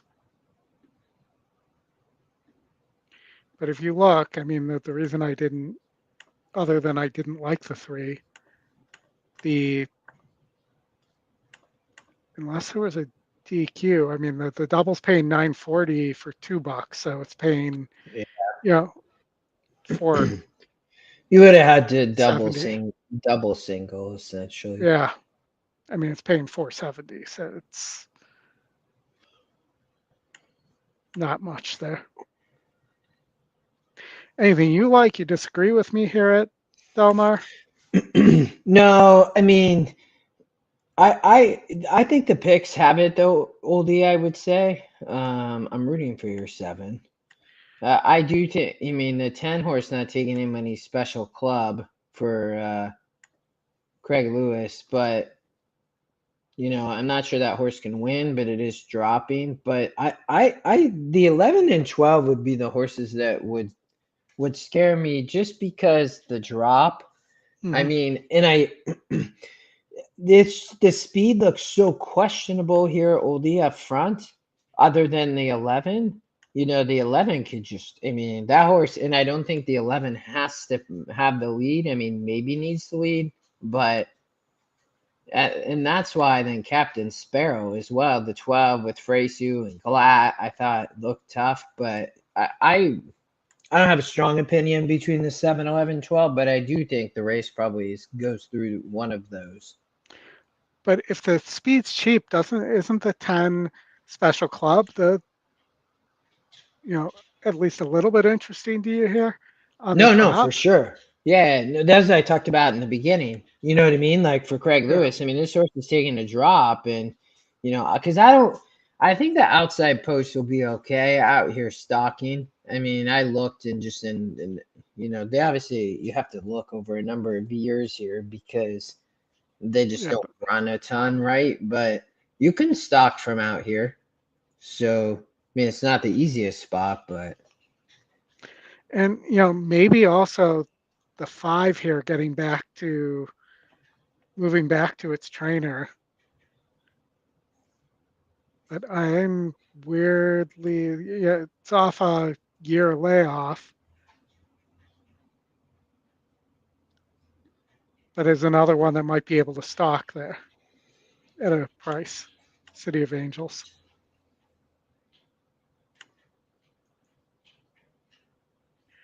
I think there's going to be a lot of speed with this 4 and the 9 and the 2. Yeah. And the 11, but I think 11 I'm going to get first jump. That horse keeps taking money, currently 6-1. I mean, I just think that the issue with the 11 and the 12, I think they may, that's the 10 and 9 posts after the scratches. Yeah, no, I know. I'd be on the 12 if not a huge preference though, Oldie, but 4-1. But I can't fault the 7 either. Yeah. You know, I could see liking this horse. I mean, that's just it's a massive drop in for a tag for the first time. So Rapoli decided time to try to move on.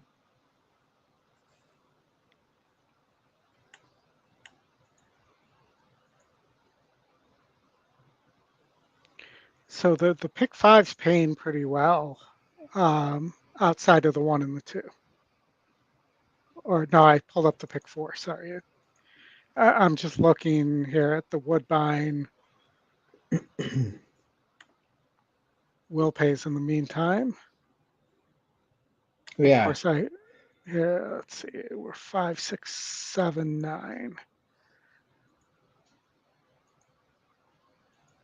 7 not great, but well, 7's okay. It's the same as the 6.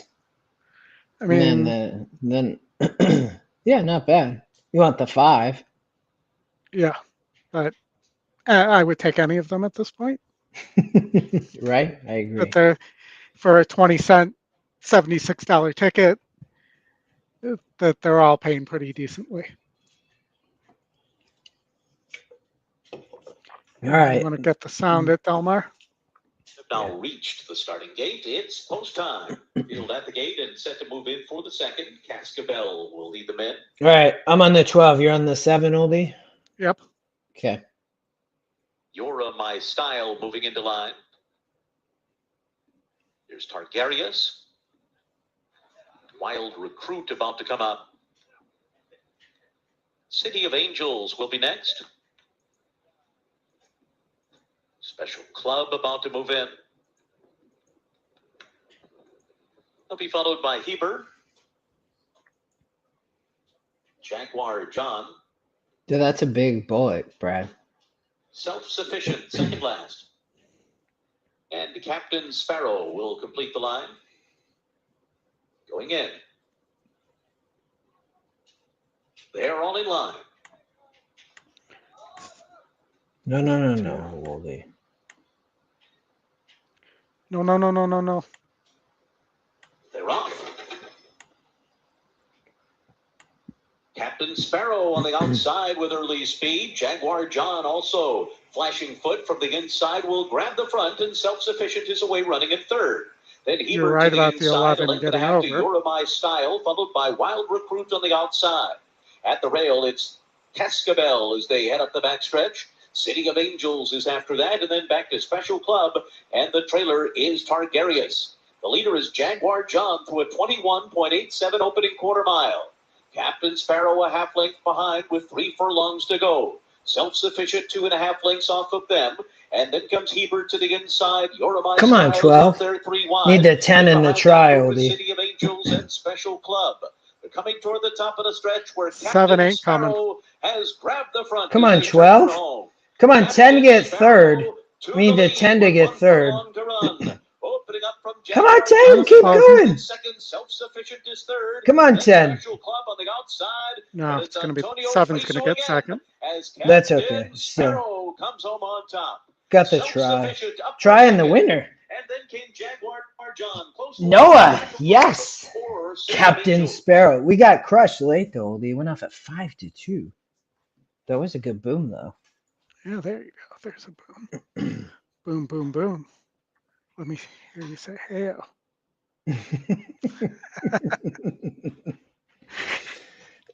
Hastings race 1 up at the bull ring. We have Saratoga in 7 minutes, Oldie, the Jim Dandy. There's no show wagering. It's the start of the late. You want to do Saratoga this time on your with your? Yeah, you're good. I'll jump. So, yeah, what are the so Sovereignty's 1-2, Oldie. We're at the one time Sovereignty's been beat recently. There just wasn't any pace for him to run into. Yes. And that's similar to here. We, Chromie fan, we can only listen. We can't show Saratoga. Maybe someday. Not today, though. So Well, we one can't. day we were able to, and then we weren't. Yeah, that is right. That is true. When we did one day, some days. A while ago. Sovereignty currently 1-2, the big favorite though in the Jim Dandy. All right, Oldie, race sim time. So Moplex, Manny Franco, these pace numbers are really low. And ahead by 2 lengths at the first call, maybe. Maybe. Definitely at the second call, it looks like. Slows it down. This is exactly what Manny's playing. Slow him and put him to sleep, Oldie. And then at the top of the stretch, kick away. Or is Sovereignty going to come up over the top? Or Baeza or somebody else. Yeah. Sandman adding blinkers. And a lot of people think that by Sandman adding blinkers, Oldie, that Sandman is going to improve. What do you think? I don't like Sandman. His only win was in a suicidal pace. Back in the Arkansas Derby. Yeah, that was when that the Baffert next Justify that had been appointed as the next Justify ran like 21-2 for the opening quarter in that pace duel with Speed King. I agree. Yes, and Scott Free and Scrat said subscribe on the boom. Yes, don't want to miss next week. I agree. If you have Fox, it's free. Yes. You can also get. Go ahead. Yeah, I was going to say there are various ways to find it, but make sure you like and subscribe to the channel, please. So, as Strat mentioned, the Sovereignty Moplex Exacta, Oldie, is 6-1. Look at the Sovereignty Baez is not, barely 2-1. And then the 3-5's 13-1. But what about the 3-1? 32-1. You're just tossing Sovereignty? I'm not tossing Sovereignty, but I'm trying to make some money. And if it's Saratoga, the graveyard of champions, I mean, isn't it worth a few bucks? Sure. Yeah. Whoa.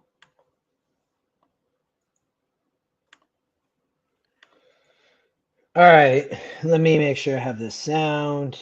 Nothing going on right now. 4 minutes to post. What did I need a classic Q in my pick 5, Oldie? We lost there. That was no fun.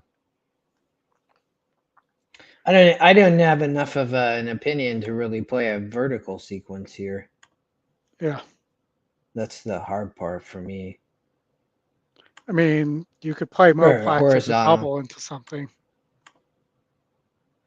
Yeah, I just I didn't even have a super strong opinion in race 11. I mean, many of these haven't it's all question marks. I mean, they all try to win. Yeah. Who's going to get it today? Is Sandman even a better closer than Hill Road? I'm not sure. I don't think so. Hill Road might get third over Sandman. Or Baeza, maybe. Yeah. All right, what was that exacta? 5, 3, 7-1, 3, 5, 13. 2 minutes to post time. 2 minutes. 2 minutes till the gym. Dandy, Oldie. Oh, Alvarado, Poligiru. I don't know. I don't think so. We'll see. Are you asking if he'll hand ride going around the turn?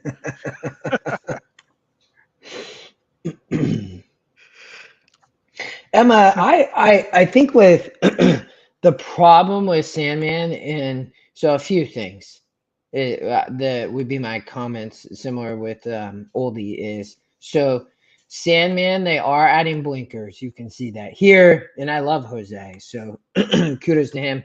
Jose gets aboard. He has been aboard. But to Oldie's point, the only race that Sandman, did win this allowance race, after the maiden. But, here, and it was a really perfect pace setup. So it's, will the blinkers help? I mean, if they do, kudos. That's amazing. I'm just not sure Sandman's good enough to add blinkers at this point as a 3-year-old and face a horse like Sovereignty, who won the Belmont, won the Derby, won the Fountain of Youth, has been dominant this year.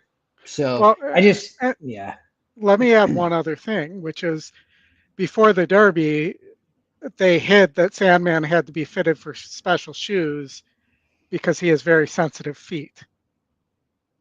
And, he's been working. He hasn't run well in those shoes yet.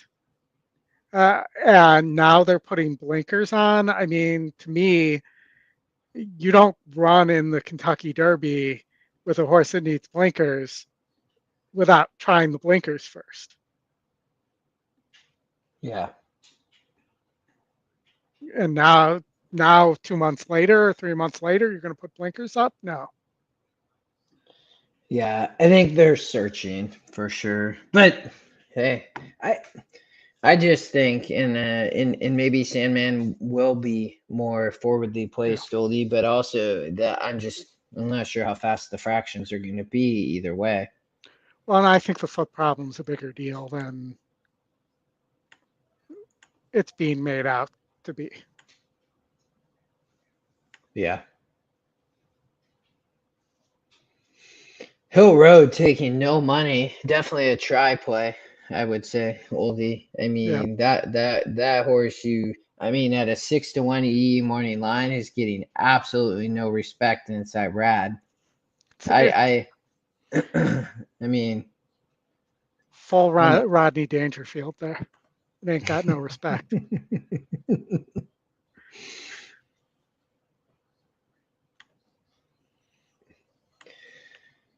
One horse, Baeza, doesn't look very happy. Currently headed towards the gate. Big crowd at Saratoga. Yeah, no, Sovereignty going to be tough. Mulplex, Sovereignty for me, either order. I've been against Sovereignty in every race, so I'm going to continue my streak there.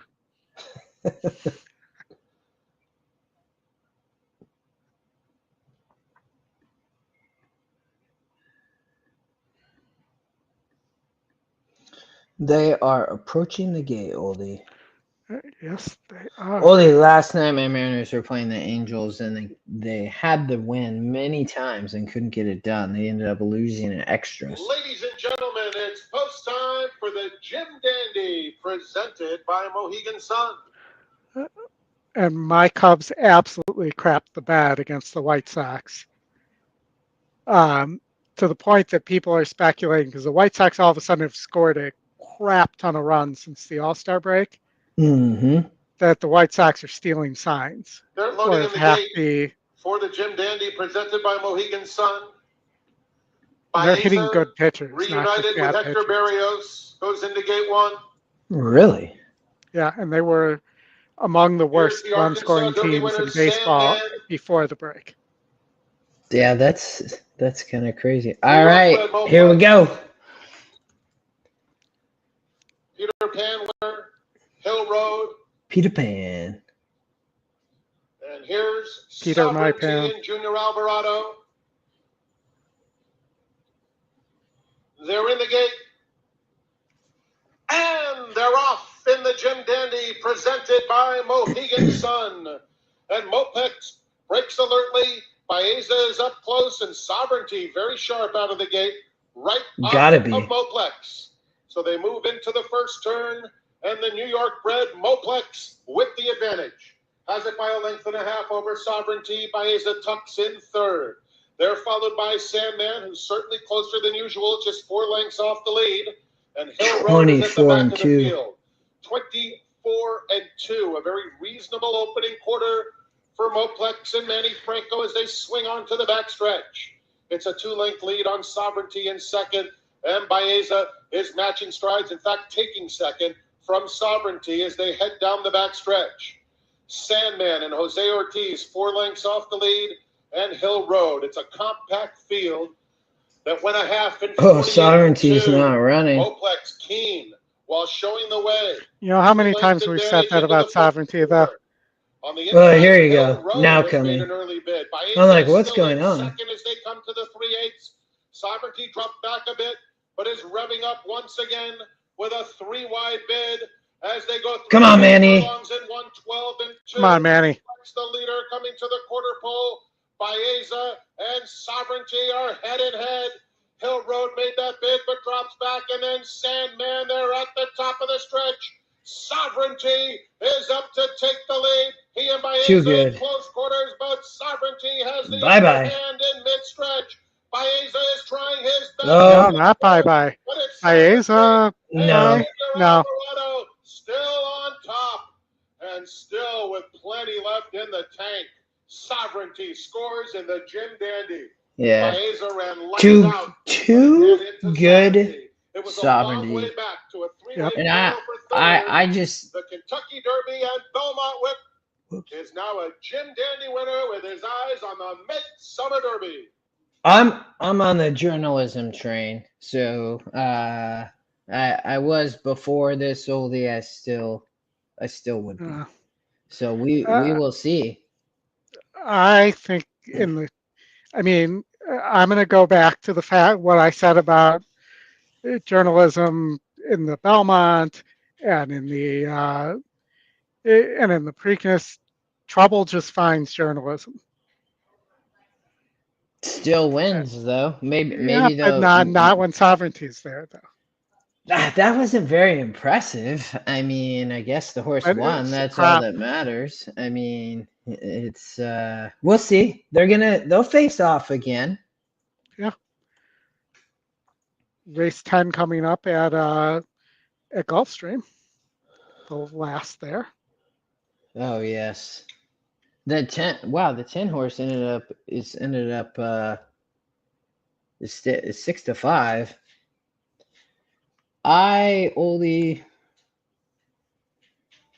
Let's watch the race sim. I mean, before we actually watch the race sim, part of the problem here, none of these horses like to win.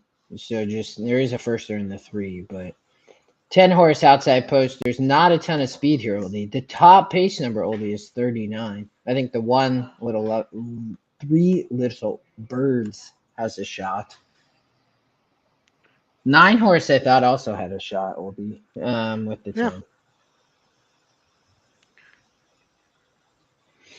Yeah, these are tough posts, though, out here. 159 headshots here, other than the 10. Yes. Yeah. 10 horse wins fairly easy on the race sim, though. 5 horse comes a little bit there at the end. I mean, hot take Jake. This horse probably taking a little bit too much money, Oldie. I mean, 5 furlongs raced here. Didn't get the lead in a 40, but currently even money. Yeah, my buddy's son is named Jake. Hot take Jake. Gonna wrap up Saturday's action with a 5 furlong sprint. Sorry, that was Ron. What about yeah. What about, 3 Little Birds for Jaramillo rides, Oldie.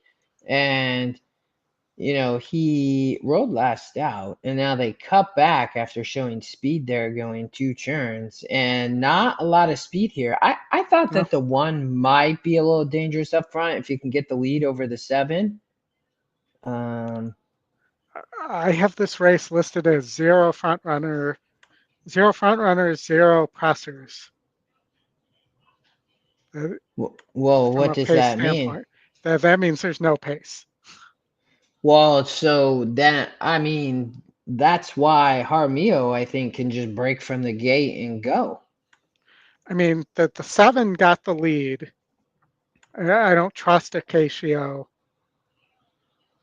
on that horse, but it did show speed first time out on the turf. Flying Ash. Comes off the layoff. I just think Jaramillo definitely, I mean, they showed speed here, which, yeah, I like. I mean, and broke slow. Yeah. I mean, but that's the question. Yeah, I mean, yeah, it was off slow, but he gets back aboard, which you like to see. So, I mean, maybe he can break today. I mean, there's just, these numbers are all so low. I mean, it's not often only, they're all under 40. Well, maybe the one we're discounting that we shouldn't be is the 3 and Zito. I know it's 1%, but it's Barbosa, and he's 18% with first-time starters, and we know every other horse in this race stinks. So why not a first-time starter? Good, yeah. And then obviously off the pace, I think a horse like the 9 or 10, the 9 horse, the second pick, Oldy. I mean, if you like the 10, the 9's a much better price. Comes from similar, sprinted last out on the Tapeta and ran third. I mean, but was in an outside post. I thought maybe this horse, maybe underneath the 9, but. Comes in from Tampa. Trainer goes from 2% first time with horse to 14% second time with horse. I could see. I mean, this horse has been running well. Look, in 46s at Gulfstream on the dirt and turf, and then went off a way long layoff a year. Came back. I mean, didn't run awful first time back. Similar group on the dirt, but yeah. No, his best friend is Jake. I love it. All right, Oldy, you want to grab the video? They're loading. I don't know. Not a huge preference. I was 1-9-10-5 in my 4 picks, Oldy. So come on, it's not letting me remove. There we go. The horses are at the gate. It's now post time. Lining up and moving in for race number 10. We'll do it all again tomorrow here in South Florida with a first post time of 12:50. Racing forms and programs for Sunday racing are on sale now. Or you could just subscribe to EquinEdge and you would just have it. Gill up for Tariq Mubarak. So true, Oldy. That team had a winner yesterday with Madness. And if you do want free EquinEdge, scan the QR code in the corner. Speedy.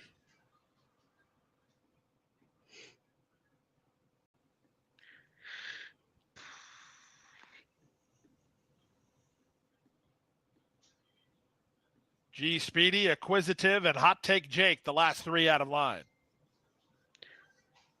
They're making me seasick with this camera, though.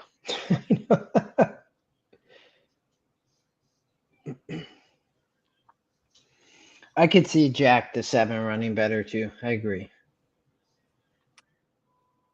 Emma Sovereignty won.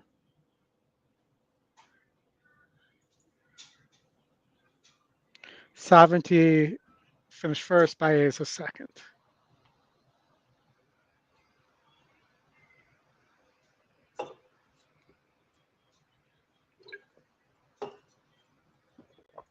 They're at the post and runners away. The favorite Hot Take Jake was away well from his outside draw. Ridden for position is Juan Kameny, who's on the go. In between horses, Flying Ash, trying to hold some inside ground, G Speedy, and the run to the half-mile point. Up front, it's a crowded early lead for Flying Ash, who now emerges from the crowd to lead a half a length. Hot Take Jake second, G Speedy third. More Therapy on the outside, fourth. Acquisitive between horses. Seattle Roar is the gray at the rail, working just ahead of Juan Kameny. Then it's a gap of another 2 to 3 Little Birds, lagging well back in Zito and Grand Corridor. They reach the top of the stretch, 1 to 2 the number, and Hot Take Jake looks the part at this point. He's a quarter of a mile from home, a clear lead for him, and he's putting away Flying Ash. The others working hard. G Speedy still in with the fight down at the rail, and running on a bit is Seattle Roar.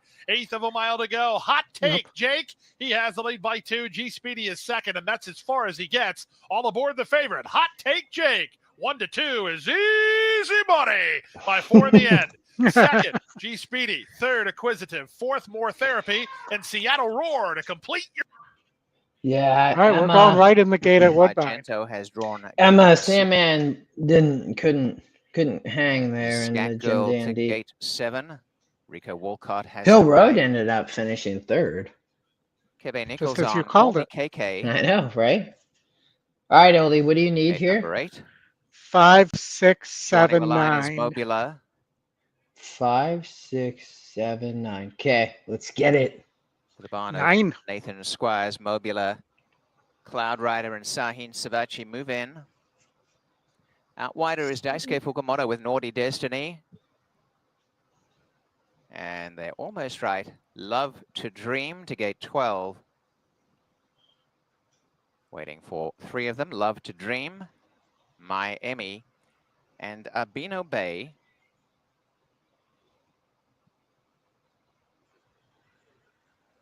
And it is Abino Bay to the outside. Start coming up. In the gate, locked up. Off they race, so a tremendous start. Away well was Mobula and Naughty Destiny. Going through is Monty's in for the early lead, and up the inside, Simpatico and Tanzanite Lily vying. A line of 4 with Monty's in the centre. A length and a half in behind them is Scat Girl, and also Mo Argento's on the pace with Naughty Destiny. Over on the inside, Beach Cricket, followed by My Emmy. They got clear of Call Me KK, Cloud Rider. A gap in the field to Abino Bay, Love to Dream, and well back is Remarkably Human at the tail end. Racing out in front narrowly, Simpatico, Tanzanite Lily, and 3 wide, Monty's in. Tucking in beautifully is Mo Argento, who's over on the inside of Mobula. Behind them, Scat Girl is right there. Around them goes Naughty Destiny, 1.5 to Miami. Beach Cricket the inside, splitting them. Call Me KK from Cloud Rider, Abino Bay, and tailed off is Remarkably Human in behind Love to Dream as they corner. And now Tanzanite Lily after Simpatico still in front. Mo Argento to the inside. Running home is out wide of the track. Scat Girl. And Scat Girl races up on the outside to challenge Simpatico, and on the rails, Mo Argento, a line of 3, and down the outside is also Naughty Destiny, and Mobula's running as well. On the outside, Scat Girl from Mo Argento This as looks they like come a boom inside the to me. 16th, and Scat Girl keeps 7. on going here, and Scat Girl and Rico Walcott win a length and a She's the half to Scat Mo Girl. Argento, Mobula, and then Nicely came done. Simpatico. Abino Bay came flying out wider on the track. Nicely done. Over to Easy the money, inside. as Noah said. Yeah. It was Cloud Rider, the time 1:16.14. I mean, the note was pretty simple on there. But I did put her as much more likely underneath my note. Oops. But was on my ticket, so that's all that matters. I believe. Winner Do is I get a number boom 7, here? Let's Scat see. Girl. Second is 6, Mo Argento. Third is 9, Mobula. Number 1, Simpatico. 4th and 14, Abino Bay has run 5th. The numbers are 7, 6, There we go. I gave 9, myself a 1, boom. 14. Opening quarter was 22 and 3. A half a mile, 46 and 3/4, 1:10. Race time 1:16.14. Let me see if I can get the audio off there.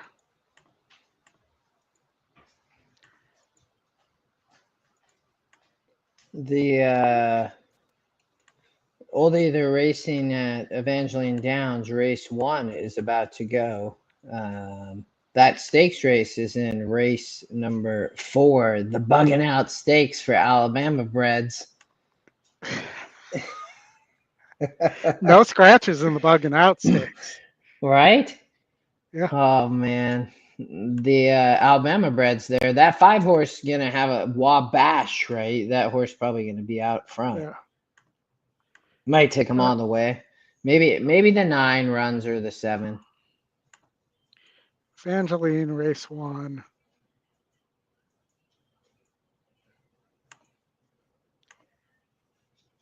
Let's see. So the 11 is the favorite, which is kind of surprising. The 1 and the 1's not taking any money. There's a gold badge there. I saw that. That's that when I clicked there. That's what reminded me that we had covered. Oh, they already went, so it doesn't really matter. Okay. But yeah, We can go to Delmar then. Got 5 furlongs on the old turf course there. I mean the thing is, Oldie. I mean, when I looked here, I mean the 5 obviously is going to be tough. Is it going to be somebody like the 6 or maybe the 3 or the 8 off the pace? I just I mean, the 5's so fast. I mean, Edwin gonna just send and go. Yeah, I mean, I think. Go Go ahead. ahead. Sorry, I was just going to agree with you. So, Vifrias Sovereignty one. Comic John, yes, Oldie, and even 955 in your pick 5. That was incredible. Not bad. It would have been nice to find one other price there, but I'll take it. Off a 20-cent ticket, that's not a bad payout. Let's see. So, I mean, the other horse that we didn't mention here, I thought the 6 and the 8 had a little bit of a look. Yeah, that is 5, 6, 3, 8 for me. I mean, it's and if the 2 could rate, I don't believe it can, but if it could, and could press there maybe a little bit, that would be a possible price as well. But I think the 5 is going to be tough.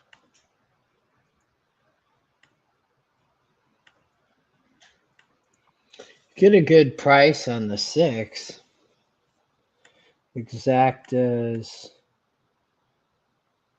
17 to 1. The 5-8's the favorite. Yeah, which kind of makes sense.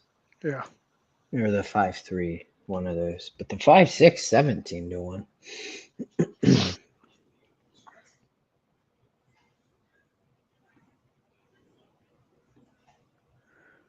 They're nearing the gate at Delmar. I got this end.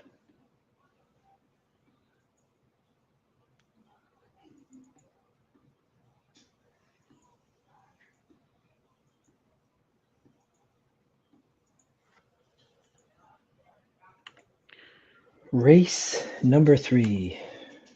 Reached the starting gate. It's post time. Field at the gate for race 3.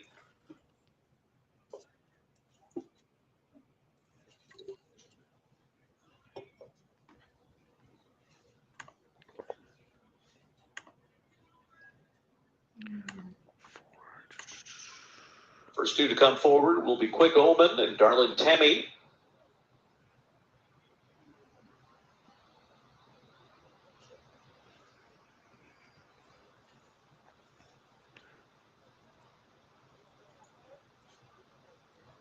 Yuko's the next one. C Strand going in.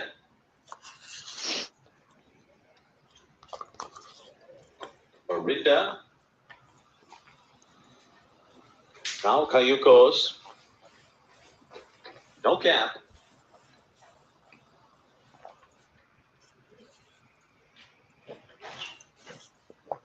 Next will be Rousing Jewel.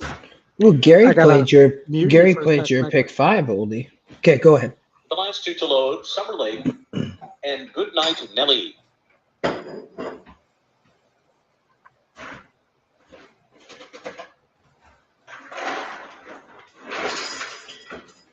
Summer Lake coming up.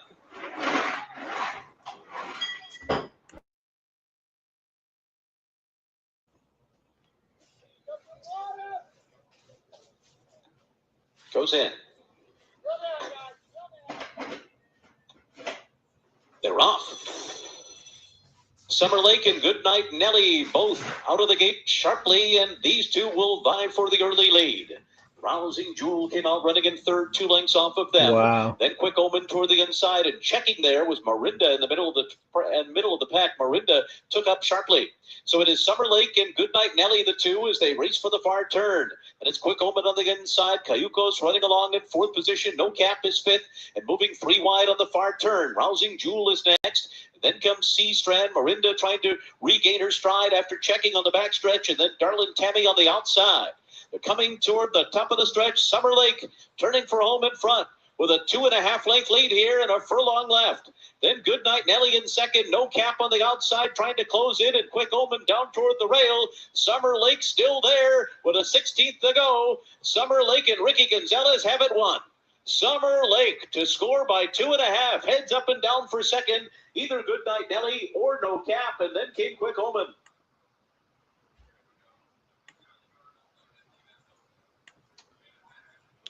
So who ended up winning? I didn't get to hear. The 3-1, the 5 didn't break, and just got shuffled all the way to last and then didn't run. Which maybe doesn't want the turf either, just not fast enough. I mean, Right.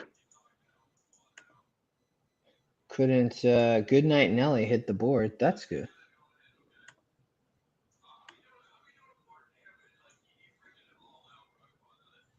We have there's a 2-year-old maiden special over at Emerald Oldie.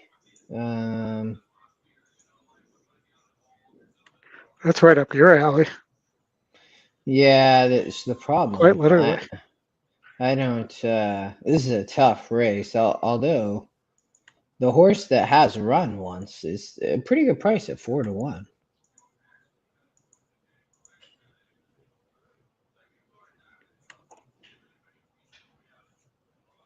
All right. Let me see if I can get that up here. There we go. Yeah, I mean, the 2 horses, the long shot as well. Well, 7 horse getting crushed. Is the 7's the top GSR too? It's Emerald Race 3. Yeah.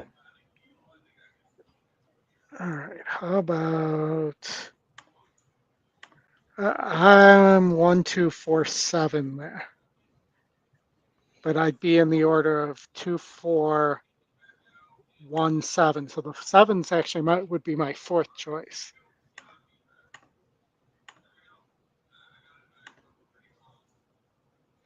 Can you single? I mean, the next race is like we could play a pick 4 maybe. You might single the 3 Grease Missile maybe Oldie in race 5. What do you think? Or maybe pole to pole for Jonathan Taylor Thomas. Well, yeah, that was the other one, but look at the 2 is 49%. Yeah. I mean, I'd be no deeper, I think, there than 2, 4. I think I would single the 3 in race. I mean, it's the 7 is going to take a lot of money for Justin Evans, but I think the 3 Grease Missile could just be the fastest horse. 2, 3, 7.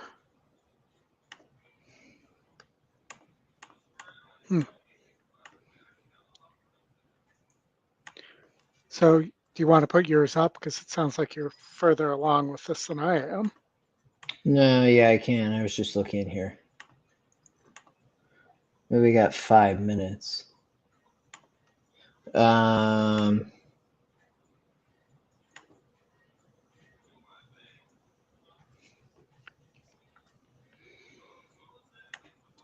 think the singles in race 4 or 5. I mean, here you're going to have speed, but I think the 2 is going to be right there. And if the 2 can sit off again, but I mean, the crazy part about this this is like bottom level. I mean, the purse is 8,000. It's 2,500 claimers. I mean, this horse has beaten way easier racing on was that Grants Pass. I have no idea where PRV is. I think this is like the Pendleton Roundup or something. It's, they're on some, not a fair circuit, but similar in Oregon. Because those are all for the 2 horse Grants Pass in Oregon. I don't know what UN is, but I think a similar thing. This is a nice little horse. I mean, fits at a bottom level at a track like this. Yeah.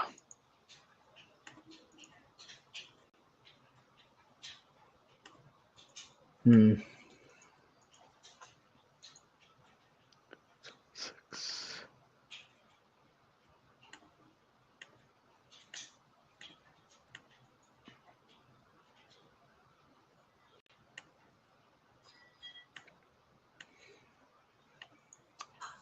I mean, there's a lot of speed in these races. Yeah. Speed can be dangerous there. I mean, the 7 takes a big drop. This is my trainer. You should make a phone call. A text. Let's see. I mean, I always send her pictures of the race sim.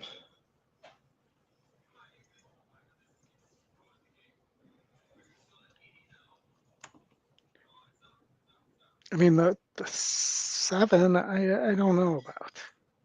In race 6? Yeah. The 2 and the 1's very interesting there.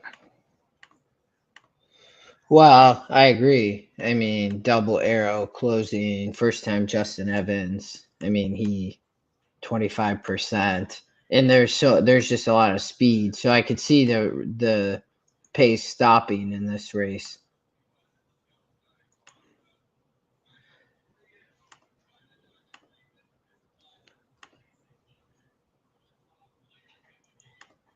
For sure. You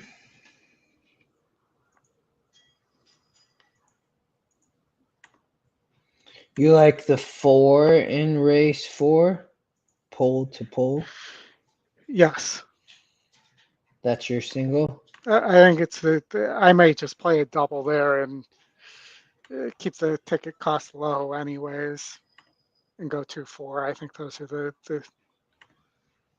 2 there. Where would you single? The 3? I don't necessarily know that I have to single. I could go double. Yeah. If I can just go, you could probably go narrower in the last leg. This leg,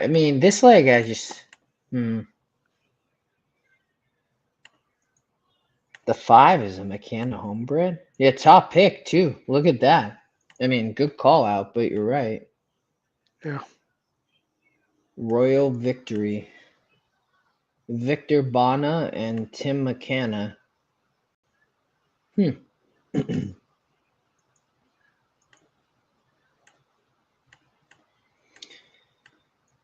just not sure any of these horses in this race can really. I mean, this horse is going to have to step up on the rail.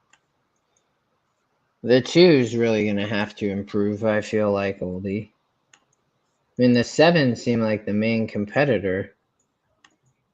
But yeah, I think I'm going to play it like this. All right, 35.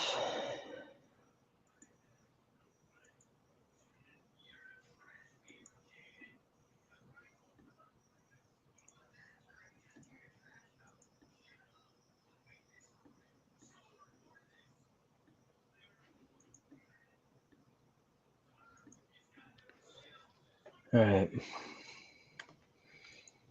9 scratched here. No, 3, 6, 8.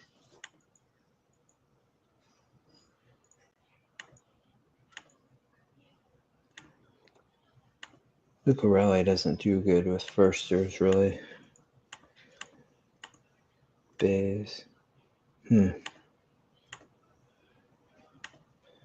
Man, the money's getting crushed on the 2, the second time starter, Oldie, and the 7. Right, 7 bet down all the way from 5 to 1 to 5 to 2. 1 horse, big price. they're getting in. Let me just take a quick glance and see where they are. They're actually getting ready to go to. They'll have to still make the churn back where. Oh, they're sprinting 5. That's not a common distance here, but obviously for the 2-year-old fillies. Right. I mean, not a lot of these have. I mean, the pace numbers are so low. Well, these so close though. Look at that, 37 to 26, all within 9 points.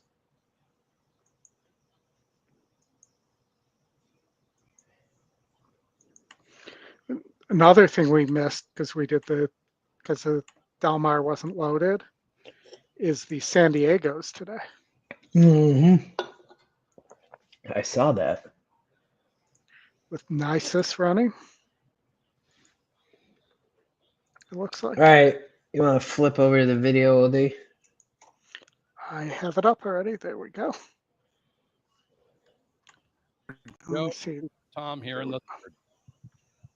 Nice of them to not be playing any music right now. Arrived at the starting gate, loading now for the third race. Fly Farther, situated at the inside post. Bewitching Joy looks it over and goes in. Native Empress right at the gate door now steps in. Here comes Beaujeu Britches and right and tight towards the outside. Bigger the better, one from the outside. Now Quartz Dream steps up.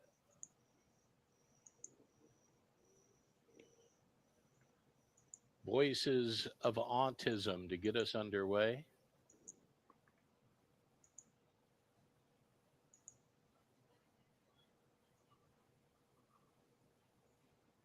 Quartz Dream just a little reluctant right at the gate door.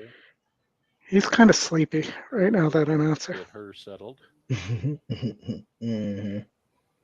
Voices of Autism and Manny Americano outside post.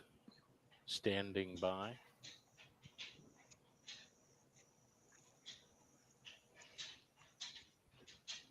Really, nobody else is taking much money. Dick Rockney purse here at 5 furlongs. Is there any relation to Newt Rockney there?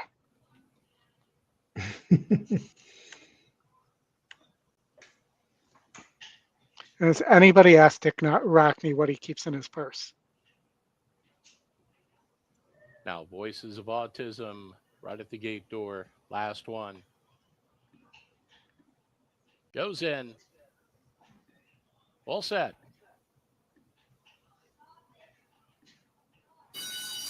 And runners away. Good start at the inside for Fly Farther, who was quick into stride. Go one. In comes right in tight, Bewitching Joy just back of that. The Let's bigger go the one. better is on the go towards the outside. Oh, Ranging man. up, Voices of What's this Autism 8 doing? converges on the lead now. Span of 4 back to Beaujeu Britches. Quartz Dream in stride with that. Native Empress as well as they sprint around the turn. On the inside, Fly Farther. Voices of Autism Wow, is the right there. Those two 2 move as can't one. get through. Length and a half to Bewitching Joy. Who's Patiently coming super behind the wide? lead pair as 7. they run to the top of the stretch. The And 2 head got for through home. finally. Fly Farther the inside. Here goes Bewitching Joy now. And she's hit her best stride. One off the rail. Right and tight is in the chase as well from the outside and deep stretch. They come. Bewitching Joy draws away by 2, 2.5. Right and Much tight the chasing, best. but to no avail. Bewitching Joy won it by 3. Yeah. Bewitching Hour. Second. Beaujeu Britches just.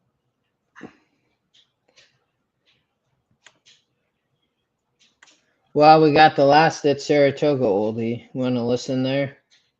Yeah, I like the 6 and the You're 5 on the here. 6. Chad Firster on the or Maiden on the 6. 9 just scratched. I don't know if you guys can see this, but look at what it now does for a second. If you look at my screen, Justin, with the line through.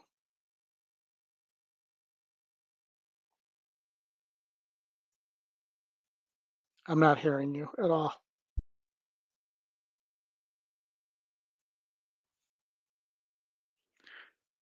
So that's a new feature.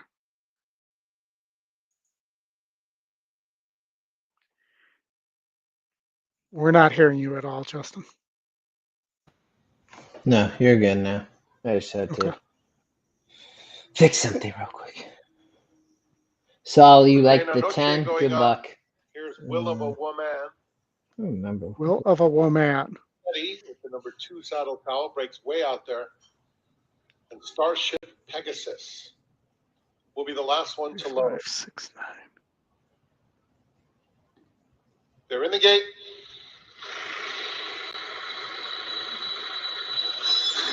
And they're off. And it was a very even start. Night Jasmine is out very alertly. On the extreme outside, Sassetti is rushing into contention. Will of a Woman is in between those two and will take the third spot as they round the first turn. Then comes Starship Pegasus, who's in the clear. Red Cap on the outside, 4 lengths off the lead. They are followed by On a Summer Day. Tahila is next along the inside with the orange cap, and a 3 wide Reina Noche is some 7 lengths off the pace. The 2 trailers, Nona Lynn, off script at the back. The opening quarter went in 24 and 1/5 seconds. So they run down the back stretch. Joel Rosario and Night Jasmine in hand, in command. 2-length lead. Sassetti makes it 2 grays on the front end. Will of a Woman has settled well third. And then it's Starship Pegasus, who's fourth. Now 6 lengths off this leader, Night Jasmine, who's trying to sneak away around the far turn. Then comes Tahila, racing on the inside of On a Summer Day, who's 8 lengths off the pace. Reina Noche is next. At the rail, Nona Lynn in the turquoise colors, yet to make some headway, has 10 to make up. And in behind her comes Off Script. The half went in 40. I think the 6 has decided to make up the ground now. Sassetti is right at Night Jasmine. Those two stride for stride. And here's Nona Lynn, who's been saving ground and cut loose with purposeful strides in the center of the course. Cheers, stuff, though. And Will of a Woman is trying to go with her down on the inside. Off Script has surfaced late. Nona Lynn, with a devastating burst of speed, has the lead. Off Script is coming fast. It will be Nona But may have Lynn. to survive One to watch. an inquiry because cut the 5 off completely. Finished third. Oh, really? Will of a Woman I didn't see was that. fourth. By the way, I just got an alert from Adam Schechter that Seahawks running back, not the one that you would think, Kenny McIntosh, had to be helped off the field today and is thought to have torn his ACL. Wow, that's a bummer. Number 6, Nona Lynn was first. 3, Off Script finished second. 2, Sassetti was third. 5, Will of a Woman finished fourth. You're going off script. Well, I'm going to have the will of the woman. No. Irad couldn't get that one, Oldie. Nope. But guys, please hit the like and subscribe as well. Help us out here. Help a brother out, a broski, if you will.